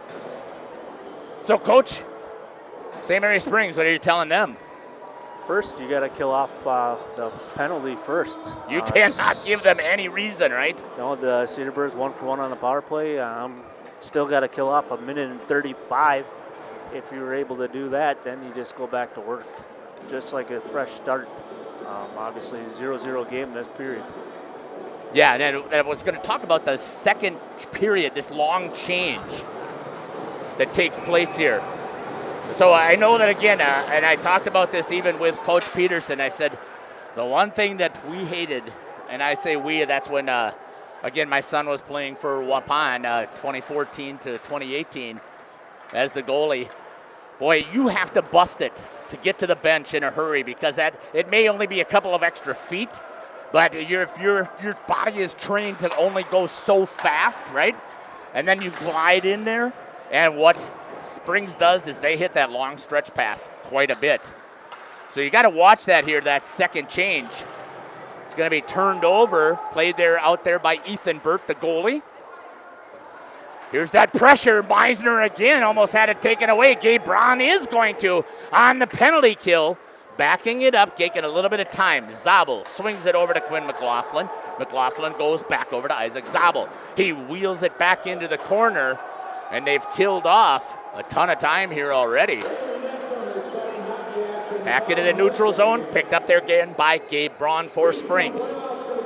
Turns, looks, dumps it into the wall, into the corner. It's going to ricochet behind the net. Picking it up is going to be number 20 for Cedarburg, and turning it over with the pressure, Brody Highland. Picks up the puck in the slot. Shot and scored! A shorthanded hat trick for Gabe Brown.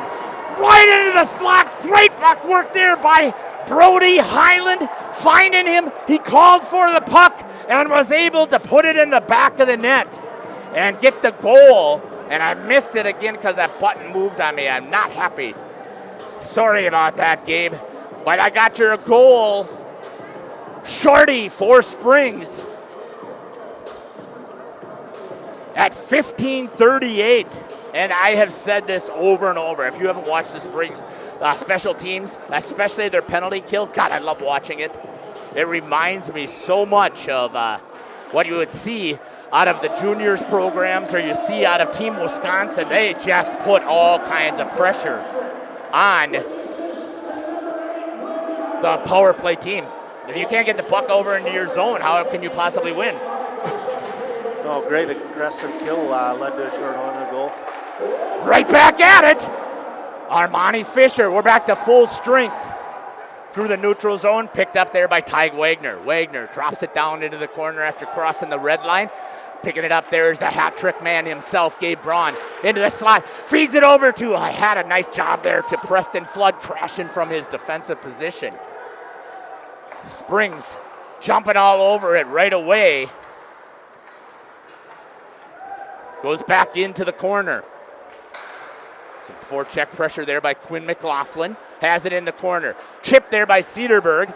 Coming back through the neutral zone. Dropping it back in was number 19 for Cedarburg. That's going to be Max Pagato. Puck loose. Wraps it around the corner. Comes back. Down below the goal line. Comes back into the neutral zone. Nice work here as number 7 for Springs, Will Stelmacher, turns it over. Helped out there by Quinn McLaughlin. Found Fisher over to Stelmacher. Just missed. Isaac Zabel crashing from his defensive position. Gets it around the back of the net. Out to the boards. Brown all the way across to Fisher. Boy, it sure looks like they're on a power play right now. Yeah, they're after that goal, they turned on the momentum and obviously. At the intermission, we'll have you guys slide down so that they can get set up.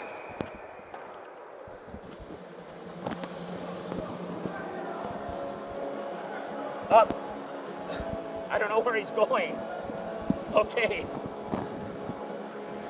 Well, we got a whistle at 13:50.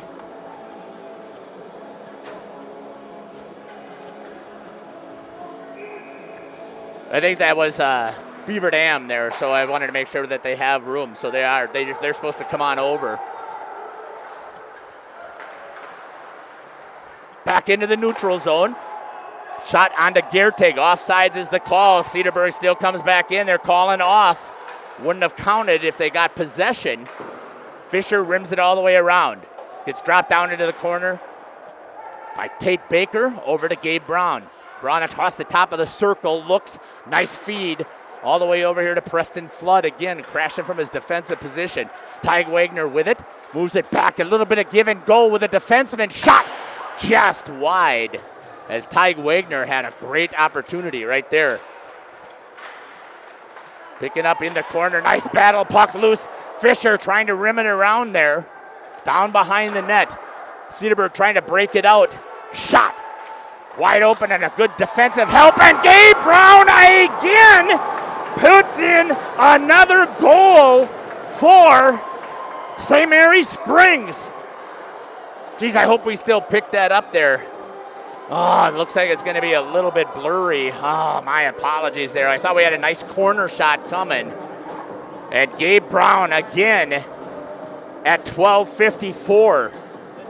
This does not surprise me, Coach, that Gabe Brown decided he was going to take over here. I got to see if I can turn my antenna there. There we go, because got just a little bit of a ricochet coming back here from that corner camera.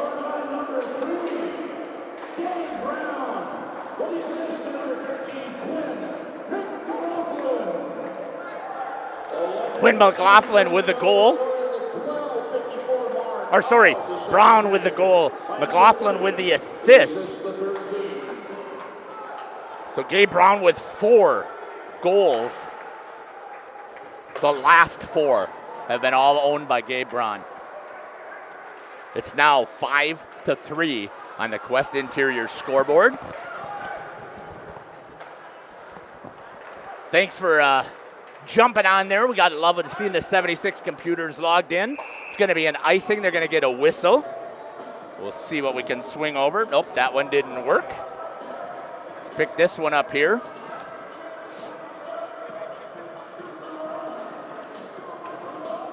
Puck's going to come all the way down here, down in front of Brendan Gertag.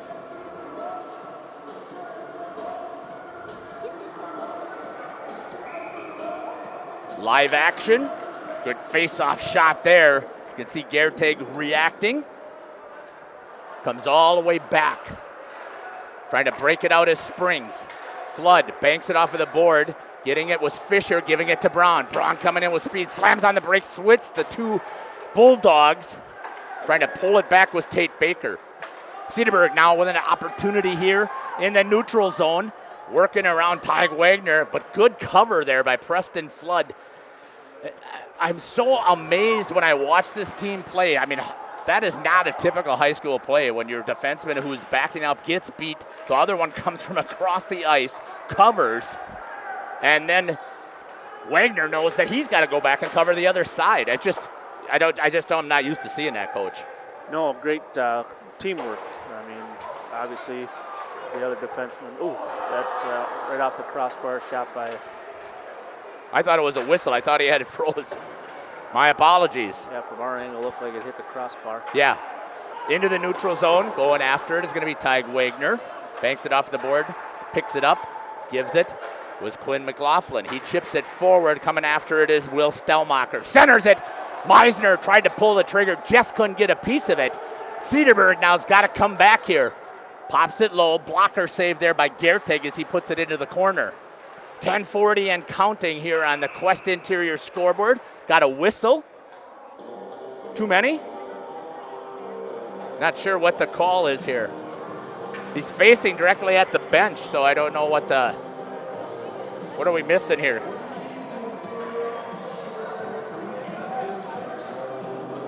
I don't know where I'm struggling to see what the issue is here. I think it looks Brody like, Highland, maybe too many on, huh? I think it's too many. I think is that what the symbol is for the too many? Yeah, usually he'll put up the number 6 and stuff. Yeah, so I'm thinking that's what it's going to be. That's what I would have thought. It's the third penalty here. It's going to be served by Brody Highland. It's going to be, I believe it's too many. We'll have to catch it from the announcer at 10:37. Cedarburg needs to see if they can get something here again on a power play goal.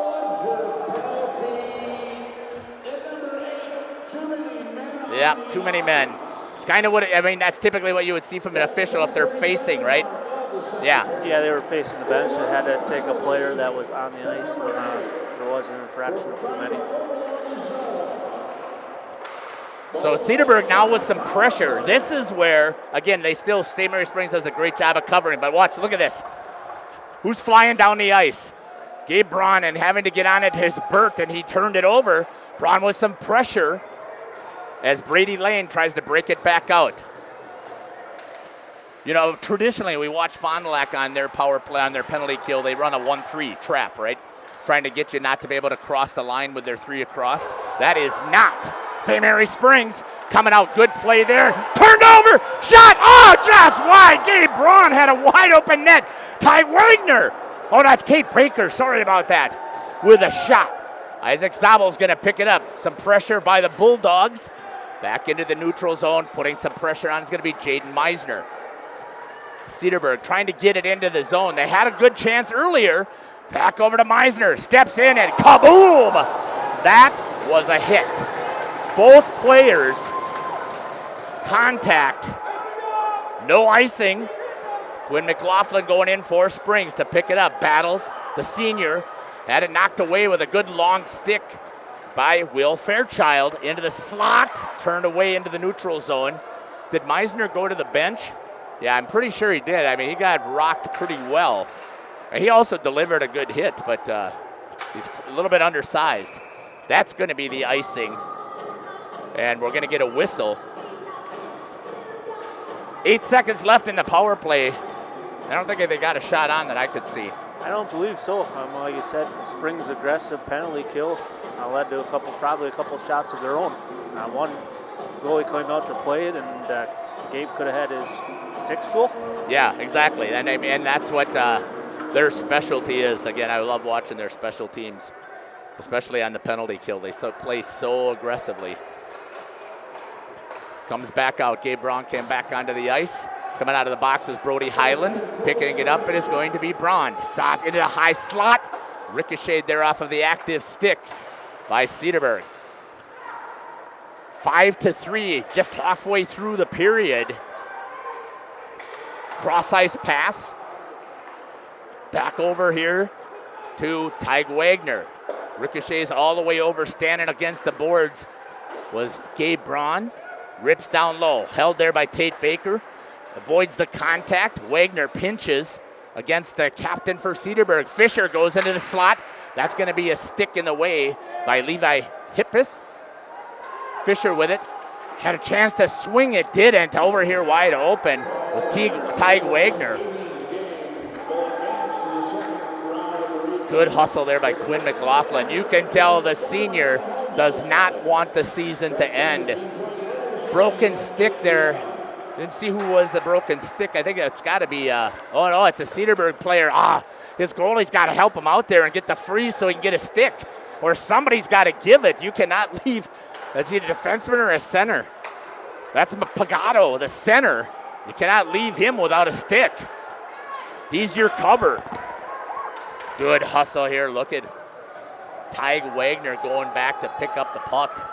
All the way stretch pass right on the stick of Quinn McLaughlin. Cedarburg with a little bit of time now is able to pick it up. That's Nicholas Juneau coming through the neutral zone as number 26, Connor Kumberic. And Gerte gets a hold of it, gobbles it up, and gets the whistle. And the stoppage of play here at 6:54. Wow. Yeah, I'll tell you what, obviously the first goal of this period was a shorthanded goal. That actually turned the momentum, I think, in favor of the Springs. Oh, I agree. They're so aggressive. Still a lot of time for Cedarburg. Oh, yeah, right. Basically half a game yet. Right. So. 6:54 left here in the second period.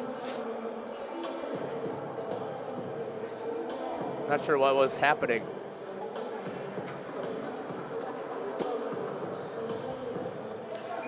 Linesman has it. Drops the puck. Won by Tate Baker. Gabe Braun battling up against the boards. Skating with it. It's number 16, Jackson Sobel.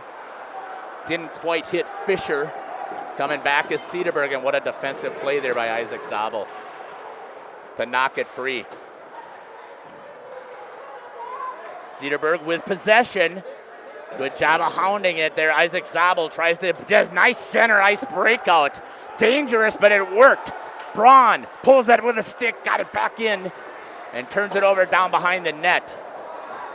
Cedarburg not hustling, nobody get into the puck. Springs says we'll take it, and they hold it in behind the net. Armani Fisher with a little bit of pressure. Cedarburg banks it into the neutral zone. Right back in are the Ledgers. Skating with it is number 5, Josh Fapp. Nice play there by Quinn McLaughlin.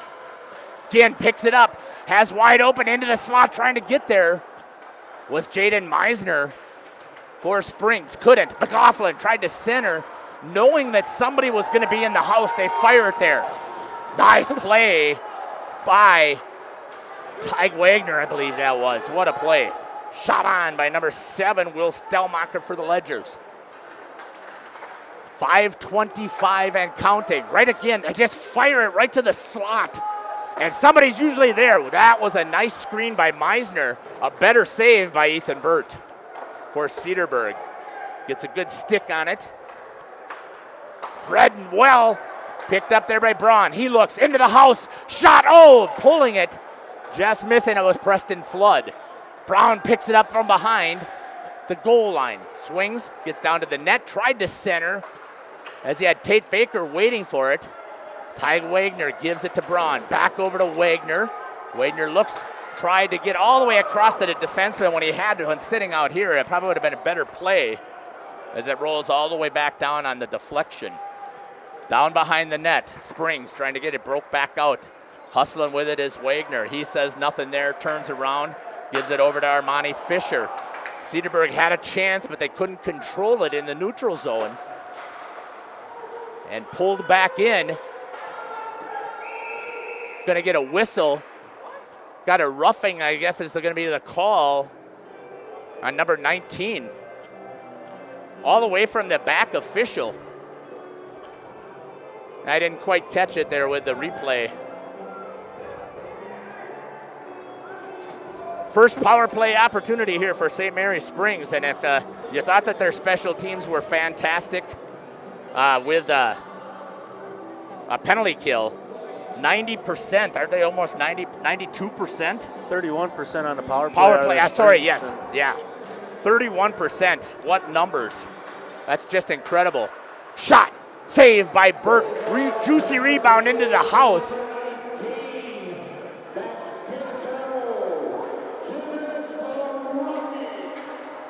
Roughing is the call on number 19, Max Pagato. 4:27 was the penalty. Power play working well. 30% is an incredible number. And you've talked about, Coach, I never did this before, but you've talked about how if your penalty kill and your power play can add up to 100%, you're in great shape, right? Yeah, like you said, if you're in that 110, even better. Yeah. Because that means you're scoring more power play goals than you're giving up. Pops up into the air. Still kept in the zone by Springs, trying to clear the Cedarburg Bulldogs. They get it to the neutral zone. Isaac Zabel will pick it up. Zabel with it, off of the boards. Gives it over to Gabe Braun. He comes through the neutral zone. Still has 55 seconds left on the penalty. Changes directions, gives it to Tate Baker. Baker follows through. Back over to Braun. Back down to Baker. He's looking. Couldn't get it there. Good aggressive play there by Gavin Miller. Held in there by Zabel. To Fisher on the backside. A tip. And a good job there by squaring up by Ethan Burt. Good play by the goalie for Cedarburg. He had that baby dialed up well. If he doesn't get as close to that tip play, right, that's probably going in the back of the net, but he cut down all the angles that were possible. Yeah, Springs are doing a nice job crashing the net hard. Just waiting for that rebound. Picking it up. Here's a shorthanded opportunity for Cedarburg. On the backside and just missed it. Has a good job there by Ty Wagner tying up. What's the call here? Net's off. Oh, net's off. Okay. What a great play by Ty Wagner coming back in and covering on the backside because it was wide open. It was an odd man rush, 2-on-1 for the Bulldogs coming in on the attack. And yeah, great scoring opportunity on the shorthanded. They still got 24 seconds left on the kill here. And they've already got 2 points off of their special teams already with power plays. Just trying to see what they've got set up. It almost looked like a 1-3, but there's that long change that I was talking about, right? They got only 3 guys in the zone because you've got to skate so hard to get back to your bench. And if you don't, that's what happens. Yeah, like Springs should have capitalized on that 5-on-3. I agree. Like you said, one player was changing, and Springs could have took advantage of that. Looks like we got a face-off in the end zone down here. Zabel, shot. Burt saved, but he leaves it out in front again. Tate Baker with it for Springs. Gives it over to Gabe Braun. Over here to Armani Fisher. Pad saved by Burt. Cleared by the defense. And they kill it off. Back to even strength. Gerte gets on it. Says, I'm going to give you guys a break. Give you a chance to change as he gets on top of it and gets the whistle for his Ledgers.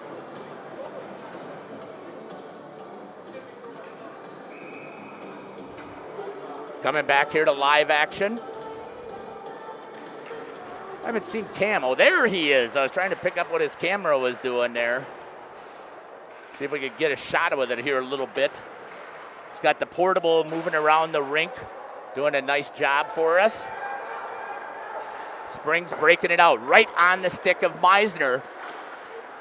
Looked like it was going to be an odd man rush, but coming back into the play was a nice job there by Cedarburg. Back checking hard to get back into the play defensively. Changing direction, Springs back out on the backside in the corner, putting it back of the net. Number 16 for St. Mary Springs, Jackson Sobel. I believe that's on the feed. Was that on the feed from Gabe Braun? Oh, I couldn't pick it up here. Let's see what's going on there. Great goal there by number 16, Jackson Sobel. Even strength goal at 144. And now you're starting to see possibly the dreams are being dashed a little bit here by Cedarburg. Yeah, like I said, early in the period when Cedarburg was on the power play, could have got the lead. However, the Springs responded with a short-hander. That kind of changed the momentum. Great assist there by number 17, Jaden Meisner. And the secondary to number 7, Will Stelmacher. Cedarburg has it. Still battling there. Nice job there by Brody Highland. He's probably one of the bigger guys on the team for Springs. And he can match what's being out there with what's out there right now for Cedarburg. 1 minute left here in the second period. Picking it up, Wagner. Dropped it down to the dots. Cedarburg with possession in their defensive zone. Swung over here to Levi Hippis. Hippis hits it into the center to number 19, Max Pagano.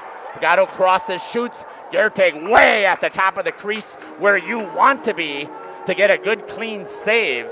Gets the save and the whistle as Pagano got in near the tops of the circles. Probably still a couple of feet from that. And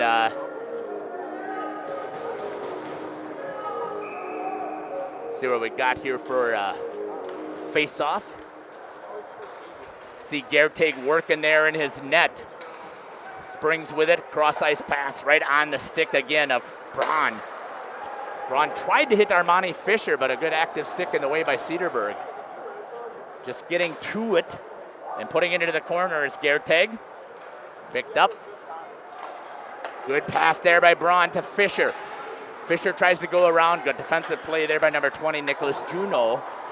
Still into the house. Right there it is. Zabel with a slash of the leather. Ethan Burt with a huge save for the Bulldogs with 7 seconds left. I mean, that would have been a backbreaker to give one up with 7 seconds left. Yeah, great save by Ethan. He had some traffic in front of him and a good glove save. Good work there. Good shot there. Nice by Cameron.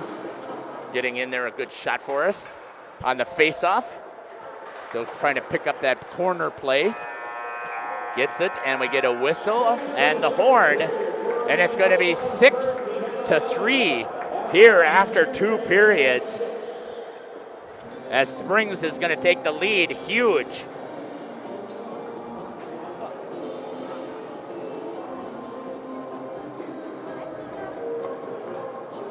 We're going to step aside. We're going to get some messages here, and we'll go from there.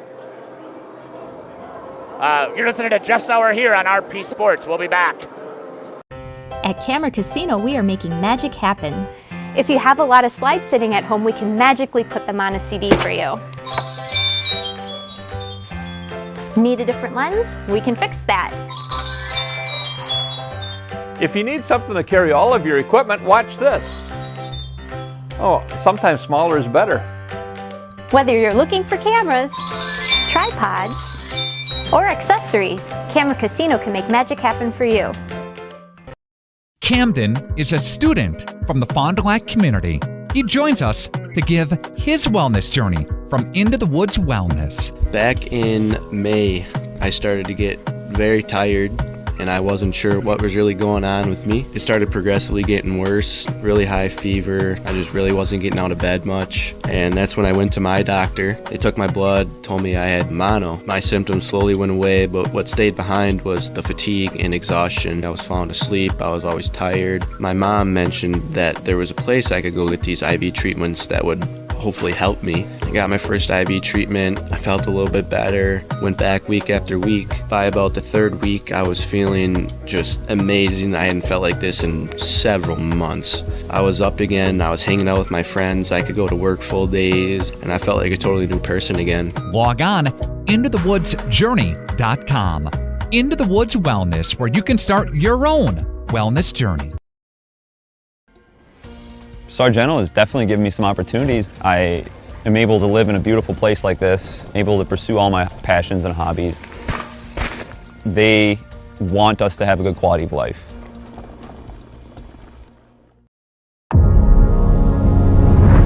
Here at International Paper, I've gotten much more experience than I have elsewhere. I've seen more in the field than I have anywhere else. I started from the bottom and I've worked my way up. The people's what make it great. Nobody wants to see anybody fail. You want a job to where you can display your skills, they can be valued, you can move forward based off your own ability and your ability to learn more. That's IP. Hey, Fond du Lac's best kept secret is no more. Operation Best Chicken and Friday Fish from a C-Store is out. Pioneer Pit Stop. Yes, Pioneer Pit Stop has some of the best takeout in town. The best part, no reservations needed. No need to drive halfway across the country. No special dress code, other than you need to be dressed. You're in and out with piping hot chicken or fish that you thought came from a supper club. Of course, fuel, beer, liquor, ice, snacks, groceries, and tons of other things we all need are always in stock. Pioneer Pit Stop, 20 East Pioneer Road across from Tucker's on South Main Street. It's Fishlicious.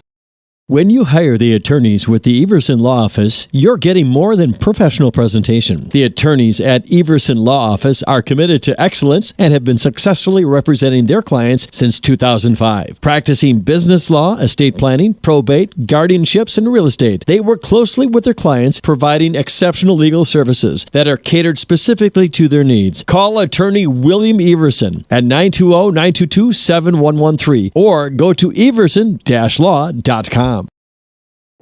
Since the beginning, your curious mind and imagination have guided you, where tools and technology helped you discover the world. At Moraine Park Technical College, you will train on industry-leading machines blended with hands-on learning. World-class instructors will help you shape and design your future in manufacturing. Homegrown, life-ready. Moraine Park Technical College.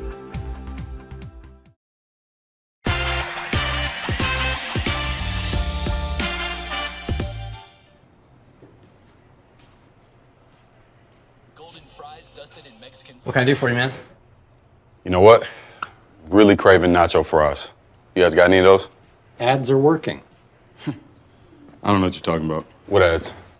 Oh, like all the pictures I put over here in your bedroom. Oh, I put that there. See you later, man.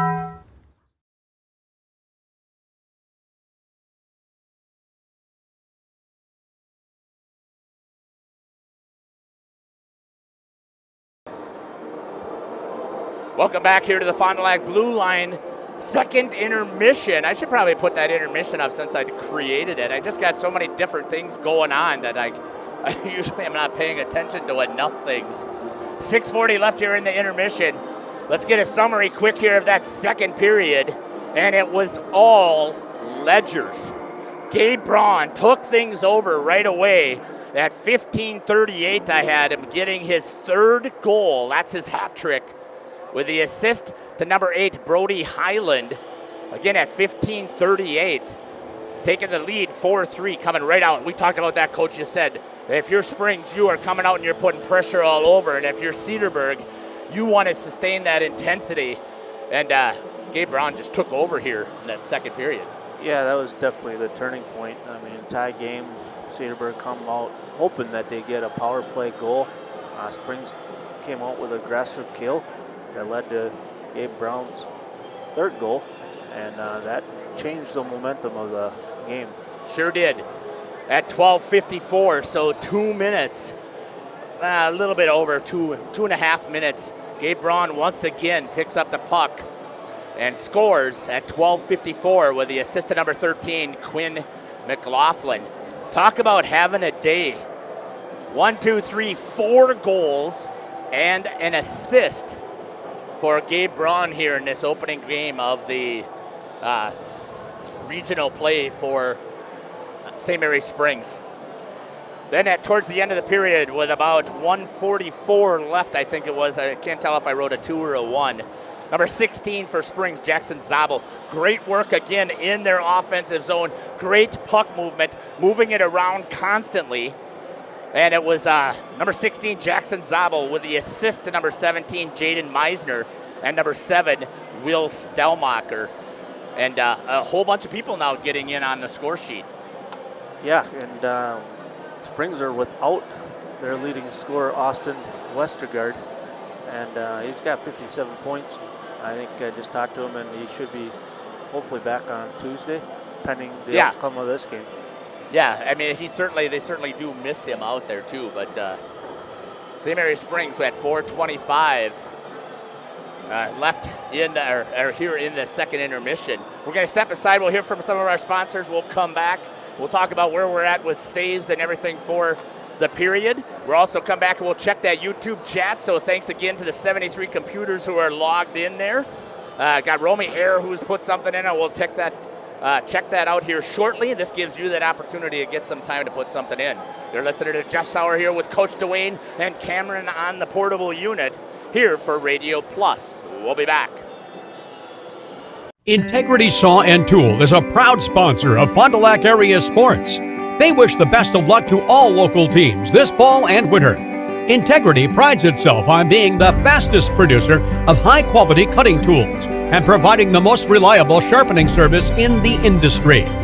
If you're looking for a challenging career with excellent benefits and a family atmosphere, contact the team at integritysaw.com. That's integritysaw.com. Planning to build? Whether it's a new home, remodel, or commercial project, you need a committed team that's dedicated to bringing your visions to reality. You need Pinot. After all, we've been doing it for over 45 years. To start your next project, go to www.rapinno.com and you'll learn about the Pinot difference. Pinot. Build better for future generations. Today's game is brought to you by Edward Jones and these area Edward Jones financial advisors. Robert Bruce, located at 976 East Johnson Street. Patrick Elistad, located at 560 Fond du Lac Avenue. Matt Moses, located at 68 North Main Street. And Jeff Wills, located at 649 Fond du Lac Avenue. Good luck to all athletes in today's game. Edward Jones, making sense of investing. Monthly payments, due dates, late fees, debt can feel overwhelming, and it can be hard to keep up. But it's a new year, which means a fresh start. If you're ready to hit reset, a debt consolidation loan may be right for you. Instead of having to keep track of separate balances, due dates, and lenders, you can make a single payment each month to hit all of your debt. At Fond du Lac Credit Union, we believe settling your debts doesn't have to be complicated. Get a fresh start by visiting fdlcu.com or stop in today.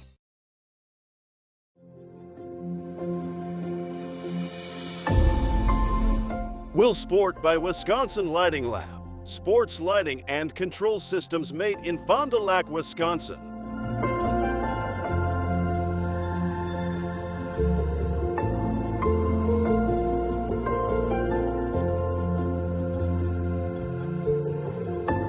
Will Sport, a premium sports lighting system. Factory direct application and product support along with its full line of complete LED lighting solutions will transform your athletic facility to the next level. Create an unforgettable fan and player experience.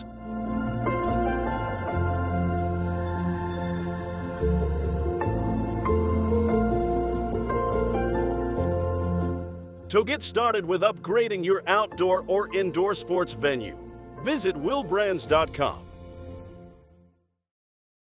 Muthig Industries in Fond du Lac would like to wish our local high school sports teams best of luck this season. Muthig Industries is one of the area's top full-service manufacturers of precision metal stampings, laser cutting, production machining and turning, tool and die manufacturing, and custom metal fabrication products. Muthig Industries in Fond du Lac, where quality is an attitude and producing high-quality parts with on-time delivery is of the highest importance. To find out more, visit MuthigIndustries.com. Muthig Industries, 33 East Larson Drive, Fond du Lac.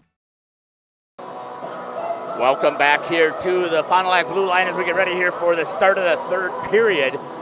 Time left on this Quest Interior scoreboard. 5 seconds and counting down on the intermission. And again, you can see there on the scoreboard, St. Mary Springs 6, Cedarburg Bulldogs 3. And I have to tell you, again, they did a fantastic job here, Cedarburg did, coming out in that first period. They just didn't have an answer right now for Gabe Braun as he just took over the game in that second period with a hat trick. He put 2 in the first, 2 in the second, so a hat trick plus to get that fourth goal and to stretch the lead out to 2-goal differential. And that really hurt, dramatically really hurt the Cedarburg Bulldogs. They just could not rebound from that goal differential, especially once Springs had that lead. They were able just to maintain control and just keep dominating presence. Getting ready here for the third period. Coming out for the Ledgers at center will be Quinn McLaughlin, Jaden Meisner to this wing, and on the opposite side is Will Stellmacher. On the defense is Isaac Zabel and Tyg Wagner. Wagner has that go off of the stick, gets it over to Meisner. We did talk, Coach, too, and I don't know how much it had to do with the actual play, Coach, but that long change, the second period, for teams that are not used to this type of ice and playing here, I think it plays a huge difference. Yeah, for sure. It caught him off guard once with the long stretch pass.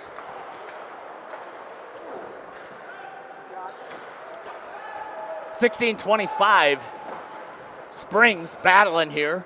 Cedarburg gets it out. Skating with it is number 6, Will Fairchild. Drops it down low, but Tyg Wagner's going to get there first.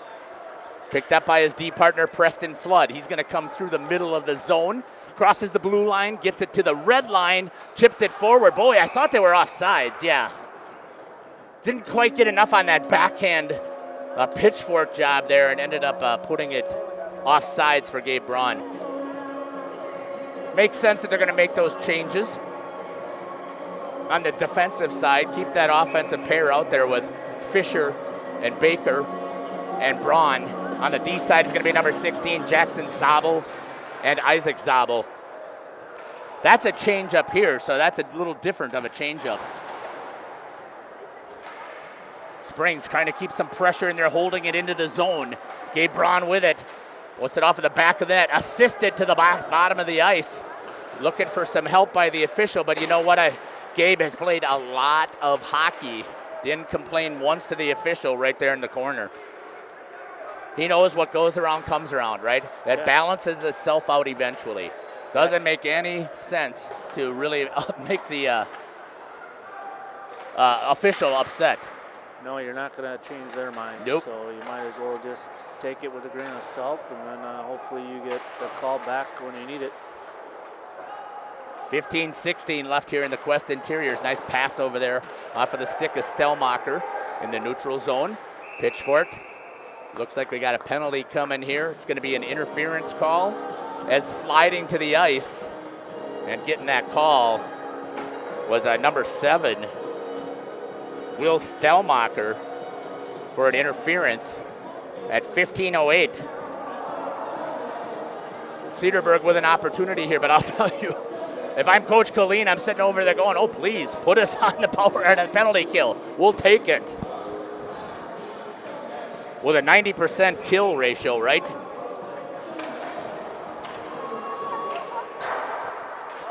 Comes out to Cedarburg. They do have 2 power play goals, though, tonight. Pitchfork back in, out, and they're going to try and walk it in, and it could not happen. Whoops. Just lost it there with Cameron.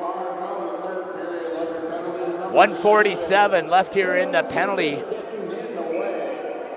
for number 7, interference. Ethan Burt tried to help out by picking it up there because this is what you do not want. You put it down back into your zone.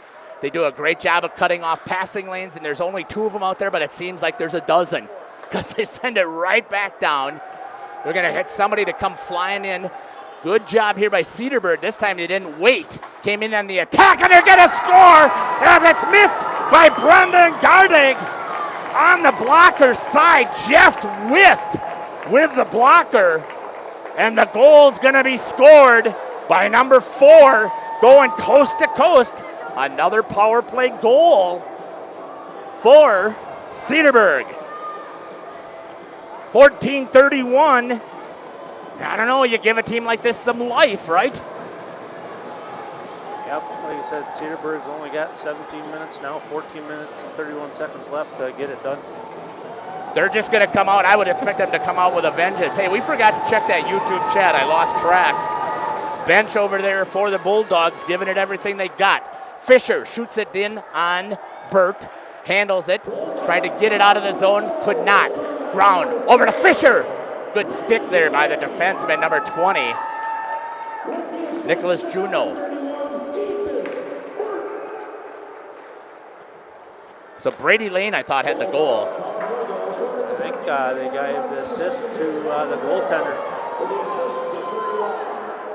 The assist to the goaltender. Gotta love that, huh? Gotta like that as a former goalie dad. Yeah, exactly. You're not only on there for the saves you've made or not made, but now you got a little bit of an assist. Anytime you can help your offense out and get some points, that definitely is a huge advantage. Yeah, I think, like you said, basically Brady Lane got it from the goalie and took it all the way down. And yeah, he was not waiting. He just decided that he was going to put his head down and go, because the mistake to make is put your head up, wait to see what happens, and that's when Springs gets on top of you. So the Bulldogs pull it back within 2.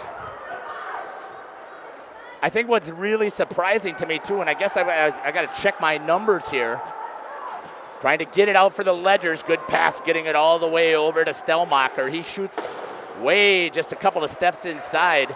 And I know that typically works for Springs, but I tell you, as a goalie dad, again, I'll take those shots all day. I'm kind of surprised that Gerte misjudged that one with the blocker. Nice pass. Oh, he had him open as Meisner tried to get it to Stellmacher. Stellmacher tries to get it back. Preston Flood puts it back down into the corner for the Ledgers. He's going to come back around by the goal line, getting it back out, picked up there by Quinn McLaughlin. McLaughlin drops it back into the corner. Picked up. Good job there on the check by Jaden Meisner. But the Bulldogs did a nice job of reversing direction. And right there it is. Gabe Brown got on top of you in a hurry. You were trying to decide what to do with it, and he made the decision for you. Wide open way over here is Preston Flood. Flood's going to take it into the zone. Doesn't have anybody coming crashing yet. Fisher trying to get down there and offer some support. The Bulldogs back into the neutral zone. Nice pass over there to number 2, Eli King. In the corner, tries to set it up. Good read there by Tate Baker to pick it off. He puts it on the stick of Armani Fisher. Across the red line to Gabe Braun into the Blues, into the offensive zone. And a great defensive play there by number 20, Nicholas Juno. Off of the boards. Oh, played by the high stick. Fisher can't touch it. Now he can. I don't know why Cedarburg did that, except for they didn't want the clock to maybe run, I'm guessing, right? You almost would have liked, though, if you're going to touch it, you're going to want somebody to come taking it with speed, right, to blow past everybody. Shot, good job there by Isaac Sabel to stay in the passing lane or the shot lane. Comes all the way out to the blue line. Shot. Gerte off of the toe, just barely got a piece of that. If he's not at the top of the crease, Coach, I don't think he's stopping that. No, he came out of the net real good on that one and made a great save. Ethan Burt gets the whistle. Got to see where we're at here. Nice job catching it. 11-13 left here on the Quest Interior scoreboard here in the third period, 6-4. I just cannot imagine that there's a lot of people around the state who would have been saying this opening round for Springs, and it would be a 2-goal differential, and they gave up 4 goals. Just can't believe that would have been the case. Yeah, Cedarburg's hanging in there. They got nothing to lose. And well, I think that Coach Peterson had relayed that again as I was talking to you about. I talked to him, and he said, we have nothing to lose. Do you want your season to be over, or are you going to give everything you got? And right now, I believe Cedarburg has given everything that they could so far in this contest. Yeah, for being the 7th seed in the section. Yeah, they're right? giving the Springs all they can handle. Oh, they're not going to call that one out. I thought he did have a sticks in the skate as Gabe Brown went down. And again, Gabe knows. He didn't complain about it. Let the official call the game. And I like that. And I can honestly say that that was not me as a parent. No doubt about that. That's part of the reason why I'm doing what I was doing, because I couldn't scream like a madman if I had a microphone in front of my mouth.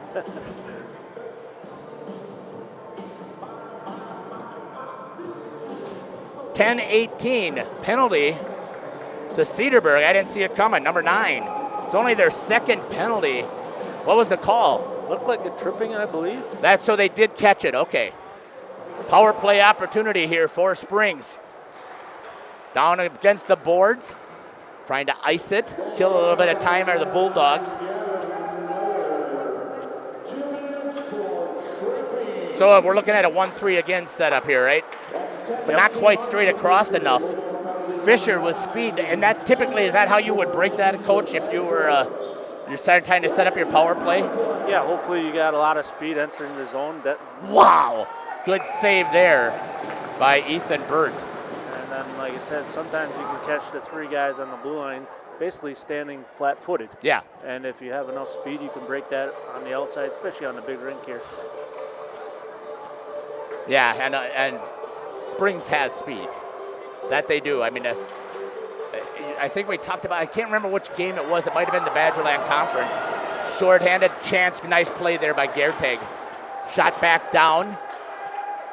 Taken back up on side. So here's there again, there's no pressure. Now the 2 got to collapse. They give way. They let them get right into the zone and have a chance to set it up. Fisher to Brown. Brown steps in. A little bit wide, rips it, comes back into the neutral zone. They'll have to set up their power play again. Power play effectiveness has been at 31% for St. Mary Springs. I don't think they scored on their first one. I don't think so, and I'm looking at it here. See if they can get something here on their second chance, and they've done a nice job of keeping the puck not getting into the house area for Cedarburg, because that's usually what causes the most problem. Yeah, they're keeping the Springs to the outside, which is good. Like I said, take care of the house, take care of your goalie first. Nice camera work there. Gonna have to slide my tripod, I think, just a little bit forward there. Like having Cameron down there getting some shots for us. Trying to see something set up. Haven't got that goalie shot here for a while either. Let's see if that'll come back into play here. Let's see Ethan Burt working his net. Puck coming all the way out. Springs into the high slot. Zabel swings it over to Flood. Flood fires, trying to create some interference. Burt did not have control, but had some help there by the Bulldogs to clear. Flood again off the crossbar. Popped up into the netting. And 1 second remains. Good job there by Preston Flood to get into the house area, way top of the slot, but unfortunately he hit the crossbar. And if you're a goalie, you want to hear that ding ding. Yep, goaltender's best friend is their pipe, right? You betcha. It definitely won't flex. So 1 second left here before Bulldogs are going to come out of the box. Would you be talking? See, the one thing I've been concerned about, yeah, so you can see that he pulls back. Like Gertag's not giving those slaps on the ice. You typically ask your goalie to help your team out with on the power play. Comes back, held in there. Nope, Ty Wagner holds it all the way back. Tried to get a cross-ice pass. Moved up there by Flood to Brown. Brown moves into the line. Splits the 2 Bulldogs. The other one. And loses it at the net. Goes all the way across ice. Held at the blue line. That's going to get past. Oh, it's going to be an interference. And Wagner had him hooked as well. And finished over there, Flood. And we got a penalty for sure. I didn't see what he was calling yet. 2 with a hook he's calling. Couldn't have been number 2. Looks like he's taking number 18. Boy, I don't know if that was him either, was it? It was Tyke Wagner. It was number 19. Yeah, it was Tyke Wagner. He knows it. He's saying, oh, it's supposed to be me, but they're not going to give way. So having a seat in the box. It's going to be number 18. Why is Fisher going in the box? What is this all about? I think Springs are going to have 2 penalties on the same whistle. Yeah, we'll see if we can listen to it because I'm confused. I saw the hook by Tyke Wagner, but they gave it over to Flood. And now they got 2 minutes up there for Fisher, so it's going to be a 5-on-3. So we'll have to see what Fisher was called for. That's 7:46. Bulldogs have an opportunity here.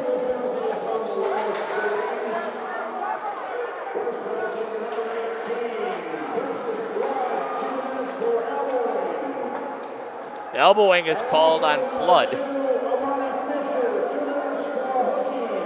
And he's called for holding. 7:47. So a 5-on-3. Cedarburg walks into the house. Back door on the wide open and a tic-tac-toe for the Bulldogs. And they have cut it to a 1-goal differential. Great work there by Cedarburg. Nice puck movement. Finished. As there just was not enough Ledger sticks in the lanes. They got a little bit too aggressive, Coach.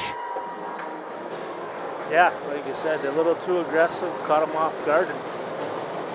7:14. Another power play goal. I've got that down as 4. 4 of their 5 goals. Number 4 on the goal. That's his hat trick. Unreal. I didn't catch who are the assists. I couldn't quite see that far over there. But hey, I want to thank the 85 computers who are logged in here following us. So the Armani Fisher penalty goes away. They're going to keep Meisner or Flood in the box. Short-handed.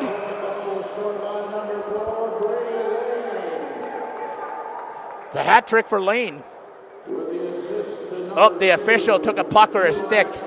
It's got blood.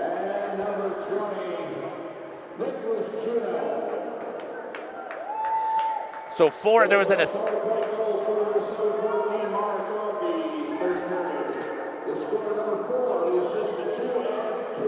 2 and 20 on the assist. The official just took a stick or a puck. I did not see what it was.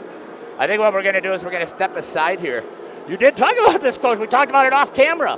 Where's your clothes? Yeah, I'm thinking I should be keeping it in the car. You never know. He's getting looked at by the trainer. Hopefully it's just a little cut and he can get back out here. Yeah, I think they're going to see if they can get some... we're going to step aside while they're discussing what's going to happen. Hey, this is perfect for Cedarburg, right? 1:21 left, basically a timeout with the injury.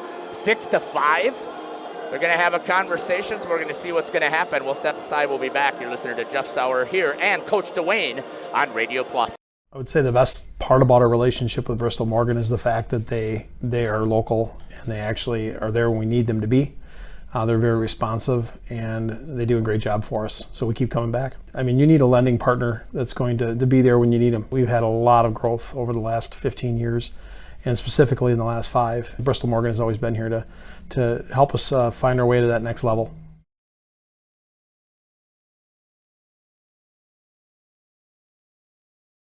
Go ahead and let the daydreams of spring begin. Shop the auto show sale at Holiday and explore all that's new from Buick. Score rates as low as 0.9%, plus hefty bonus cash and deferred payments on Buick Envision. Get more for your trade and enjoy Team Holiday's exceptional guest care. We earn the trust of drivers from all over Wisconsin by following through and going the extra mile. It's what we do. Find yours and discover the difference at Holiday Automotive Fond du Lac. It's worth the trip.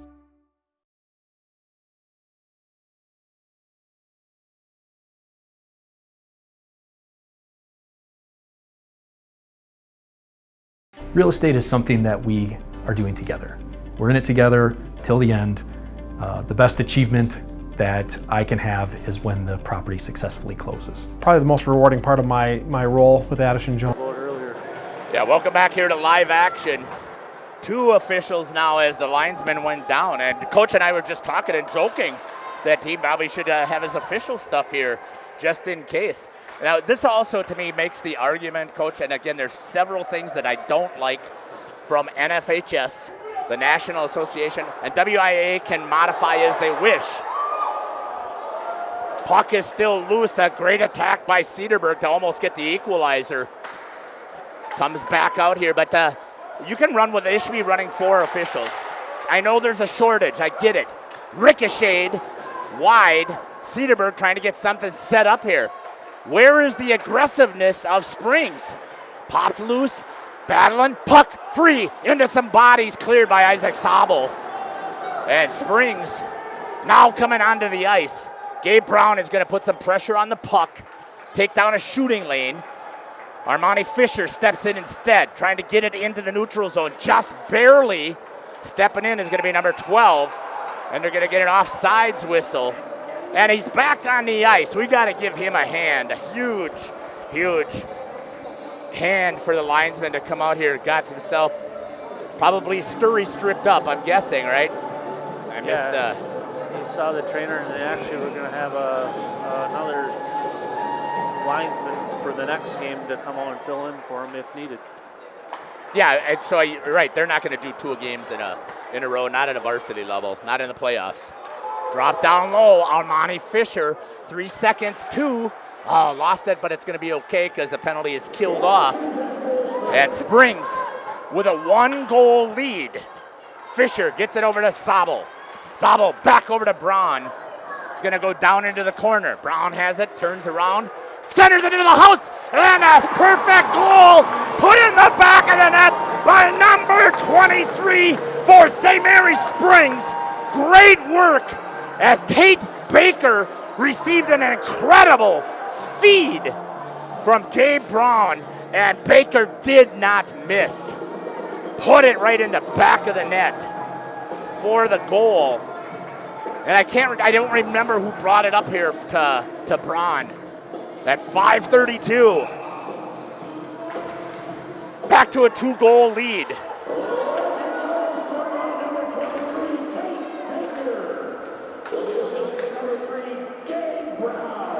Gabe Brown.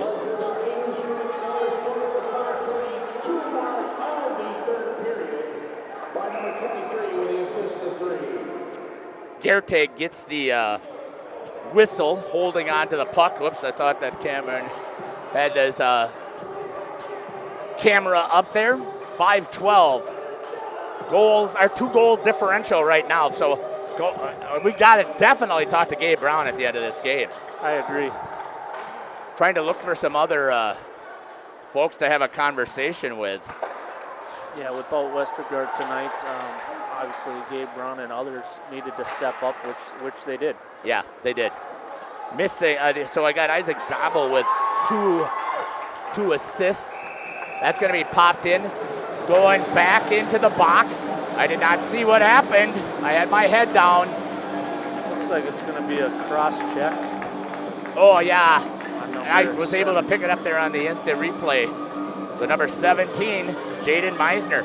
Again, this is not something that Coach Colleen can be very happy about. I mean, they're unreal. Another power play opportunity. Was it a cross check? Is that what he called? Yep.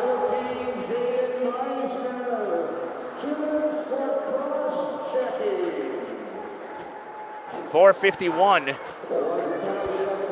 Cedarburg has already scored 4 power play goals. Gertag gets on top of that one and gets the whistle. Again, I would never have thought, first of all, that Brendan Gertag's given up 5 goals to Cedarburg. And I'm not belittling Cedarburg because they have played out of their minds. And they have executed when they've been asked to execute on the power plays. 4 power play goals for Cedarburg. Oh, just held at the line. Down into the corner. Popped up into the air, back through the neutral zone, and that's going to come in on Burt. Burt stops the puck and gives it to number 4, Brady Lane. Thanks for joining us here. You have jumped into a barn burner here in this WIAA regional semi. As the Cedarburg Bulldogs came here into Fond du Lac and have given the Ledgers everything they can handle. Nice one-timer there. Timed it right, just missed the net. Back into the neutral zone. Oh, turned over. Right there, hopping into the zone. Tate Baker had it.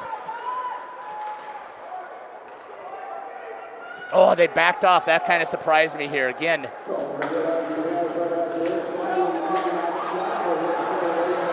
40 seconds left here in the penalty. And they're going to send both guys to the bench. Penalties coming here. Quinn McLaughlin's going to have a seat. So we're going to have coincidental, so no time will go up on the board, right? Correct. I don't understand. He doesn't give many hand signals. He's going to... So I think I've told you this before, Coach. Remind your roughing buddies that they got to give the signal more than once. Right, hopefully we can pick it up on the PA On the PA, right, yeah. But it usually, to me, it's a little late. Cedarburg's going to take their timeout. And let's stay right here, I think. Let's have that conversation about this game right now. I'm going to see if I'll pop in. Cameron's got a good camera view right there right now.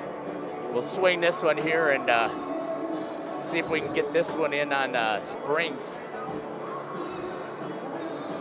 We can bounce back and forth then between them. So, Coach, Cedarburg took the timeout. What are they telling them?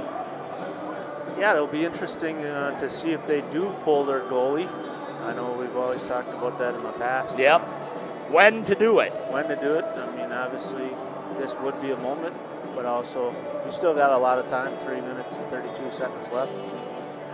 Yeah, but you're down by 2 goals. But you've scored 4 power play goals. Yep. Now, again, here's what has shocked me to death. The power plays that are the penalties that Springs has taken. Is that because Cedarburg has demonstrated more speed than they expected? Yeah, I think you said it starts with number 4, Brady Lane. I mean, he's got a lot of speed, and if you can't match his speed, you got to find a way to knock the puck off his stick, or in some cases, you might draw a penalty. In this season, St. Mary's Springs has taken 10 less penalties than their opponents. And that's not the case today. I mean, I'm going to have to do some quick counting here. Stick with us, by the way. We're going to try and get down here and get some interviews. I'll pull them probably into one of the penalty boxes here, and we'll have Cam come out and use the portable while we're doing that. Yeah, it looks like they kept their goalie in net so far. Vape for roughing.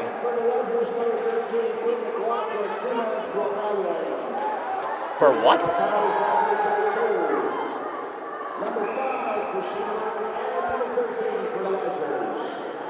I didn't see what his penalty was, but we're going to take a look at that here. Offsides was the whistle. Linesman was right there, right down the line calling it, so a nice job there. So coming into the zone at this before the puck was the Cedarburg player. 3:02 and counting. 11 seconds remains on Jaden Meisner penalty, which was a cross check. And then staying in the box for a little while will be Josh Vapp and number 13, Quinn McLaughlin. Turned around there. Highland just shoots it right back down. Getting there first is Gabe Brown. Penalties killed off. Full strength. 1, 2, 3, 4, 5, 6, 7, 8 penalties here for the Ledgers. It's hard to win games when you have that. Yeah, I always say usually a playoff game will come down to special teams, and we've seen a lot of power play goals, even some shorthanded goals. Just trying to check it out here. I think the only one I'm going to really have a conversation with right now, I think will be Gabe Brown. If you can help me out, Coach, and will do. Pick up those starting lineups. Will do. For the Beaver Dam Golden Beavers, who are coming up here next with the Fond du Lac Cardinals. A 5 seed versus a 4 seed. The Cardinals the 4, Beaver Dam the 5. Flood tried to get it into the neutral zone and doesn't get anything, and there's going to get an ice and a whistle.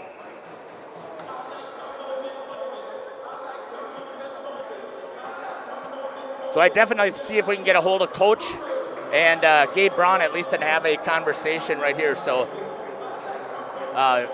Cameron, just letting you know, so what I'm going to want, you see where the lady is down here with a flannel, I'm going to have you down there with a camera.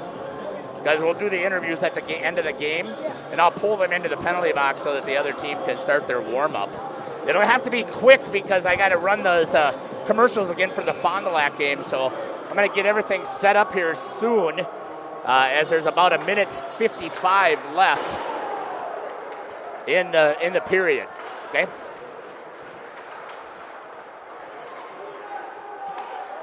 So I'm sure right now, again, and I'm jumping the gun, I know I am, because in hockey, all you need is 15 seconds to score 2 goals.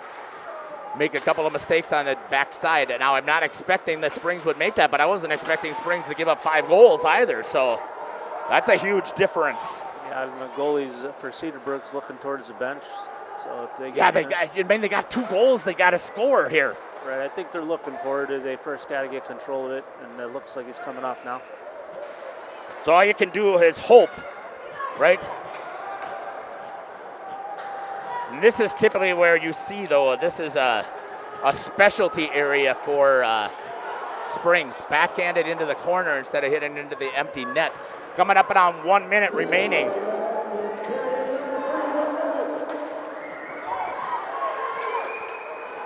I'm gonna find our, I gotta grab a hold of my microphones here. If I know what I did with them, they gotta be here somewhere. Yeah, looks like we have icing by Cedarburg. Icing by Cedarburg? Yep. I don't know what happened to my my microphones. Now we're gonna put the goalie back in with there they are. 46.5 seconds left. All right, I'm gonna get rid of my headset. Coach, if you could finish it up for us. We'll use the portable here, so you're gonna have to probably follow the action right now so I can switch it over, okay? I'm gonna turn myself off.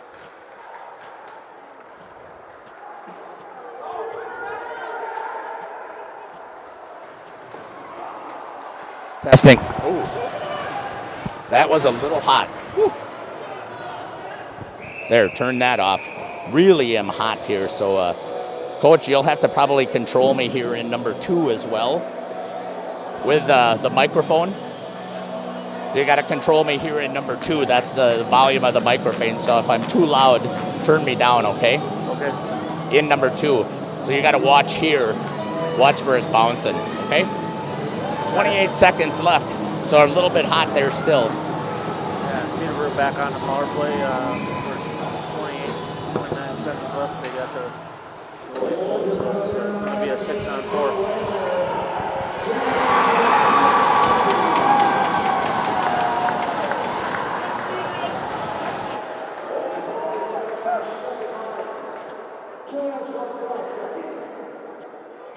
And it looks like the Springs will have to pick up the number on who shot that, but looks like an empty net, short-handed goal for the Springs.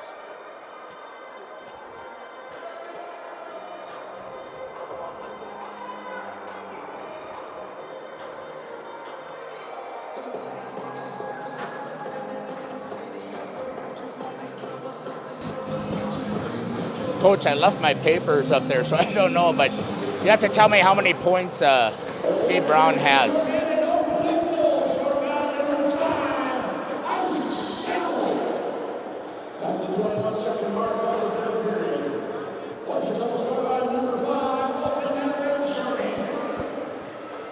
That's Isaac's third point too, right?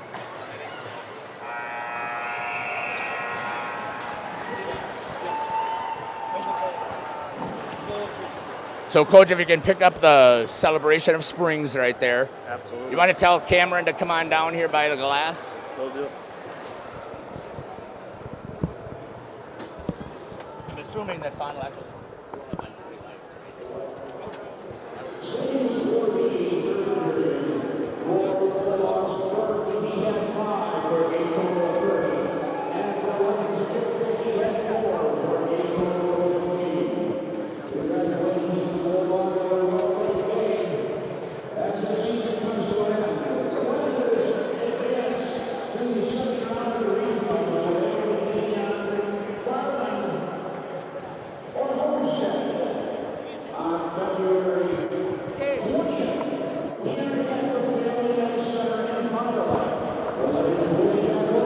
I'm testing the second microphone. Are we okay on this right now? Yeah, Or looks good. Maybe turn should you be down. bouncing into the red. Yeah, we'll turn you down a little bit here. Are you good? Yep, that's Are better. you good right there? Okay.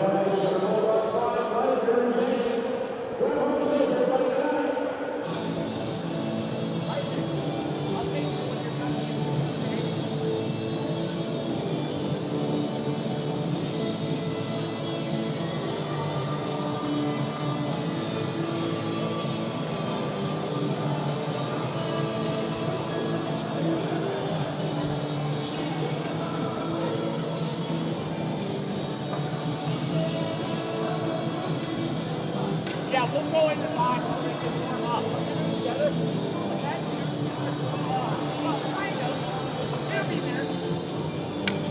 Well, wait, we can stay right here right now until the Zamboni comes out, okay? I just make sure the coach doesn't get away from us here. Yeah. He's pretty good at that. Helmet, you gotta show off those early lights.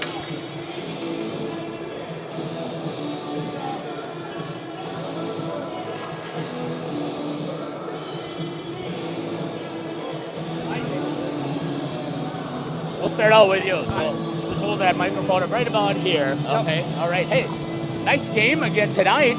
You started out really well. You had 2 points in a hurry, right? You had a goal. Two assists. What's that?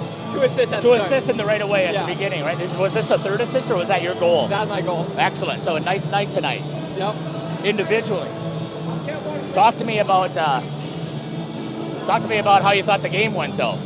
I thought we came out slow. Could have came out a lot harder, but in the end of the day, it's a win, so that's all that matters. That's right. Win and you go on, right? I can't imagine, and I've talked about this on air, I couldn't imagine that you were going to give up 5 goals, 4 of which were power play goals. Yeah, it was rough, but... Yeah, so tell me what was happening that you got all of that many penalties this time. I don't know, we were just playing dumb and calls weren't going our way. Probably not hustling as much as, but I also was very impressed with the speed that Cedarburg showed. Yeah, it surprised me, but yeah, I don't know. Well, hey, all that matters is congratulations. Nice 3 points and a great job tonight, and you advance, and you'll be playing Saturday? Tuesday. Yep. And it should be a home game because you guys are the 2 seed, right? Yep. So you're waiting to see who's going to get on the other side. All right, well, congratulations. Thanks a lot for taking the time. Yep, thank you. Let's see, a playmaker and a hat trick. No, I think it was just the hat trick plus. I'm not sure. Yeah, hold her up right about here. All right. So, hey, really nice game. Thank you. What I noticed, and maybe it was just me, but when you're tied at 3-3 at the end of the first period, that catch you by surprise? Yeah, kind of did, but we knew we had more work to do. We just had to get pucks on him. He gave up a lot of rebounds, and that's how we scored a bunch of our goals. And you did a fantastic job. You decided, to me, it looked like you decided to take over. You scored the next 3 goals, I believe, to put 4 in a row. So tell me about your mindset out there, because it wasn't take it by yourself and go. No. It was a lot of team play. Like, we knew we had to get pucks on him once again. Like, he gave up a bunch of rebounds for us, so that was a big part of it, and getting all those goals. Well, again, I think that you did a fantastic job representing your team and doing a great job out there. The other thing that I was really impressed with, Gabe, watching and you, is not one time did you make a complaint to the official about how calls were being made, and that just tells me, number one, that you're worried about how you're playing. You're not going to worry about what the officials are doing. And number two, you played enough hockey that you know it's going to balance eventually. Yeah, it's not going to do anything for us by complaining to the refs or anything. It's not going to change the call. And it looked like they were a little bit more physical with you after you guys came back and took the lead. Yeah, I think they were a little more physical coming into the second and third. I was kind of surprised with the number of penalties. Yeah. That's where you guys had. I believe it was 8, maybe 9 penalties. Actually? Yeah, and you gave up 4 power play goals. Yeah, I didn't see half of them, but I'm sure they went great. Yeah, well, they just did a nice job of working. So congratulations, advancing to play next Tuesday. Do you know possibly, I don't remember who the 3 and the 6 were who were playing tonight. Homestead plays somebody else. I'm not exactly sure who they play at, though. Yeah, so, I can't remember right now off the top of my head. Yeah. Oh, yeah, it was McFarland, I believe. Yeah. That could be so, right. Well, congratulations Thank again. you. We'll be back here on Tuesday to cover you guys. So, perfect. Thank great you. job. Thank you. And tell Coach Collini better come up and see me.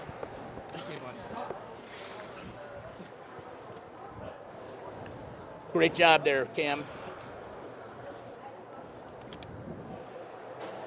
So, Coach, can you take over and finish up real quick until I get up there? Yeah, like I said, the warm-up have begun for the second game tonight, Fond du Lac versus Beaver Dam. Overall, like I said, a very exciting game, lots of goals, and just want to say Cedarburg did a nice job, obviously being the underdogs and keeping this game close. I don't know how many seniors Cedarburg has, but I didn't see it either. So, but they definitely left it all out there. I agree. I've been extremely impressed with how well they did. And again, thank you for following us in that game. We got warm-ups already starting with the next game, so we're going to sign off. I hope you've enjoyed our broadcast. Come right back on. We're going to be back here for Fond du Lac and Beaver Dam. Thanks for following the broadcast with us. We really appreciate it. Take care. God bless. Come back on and watch the next game. And I can't wait to see you at the rink. It's been Jeff Sauer here with Coach Dwayne and Cameron for Radio Plus Info.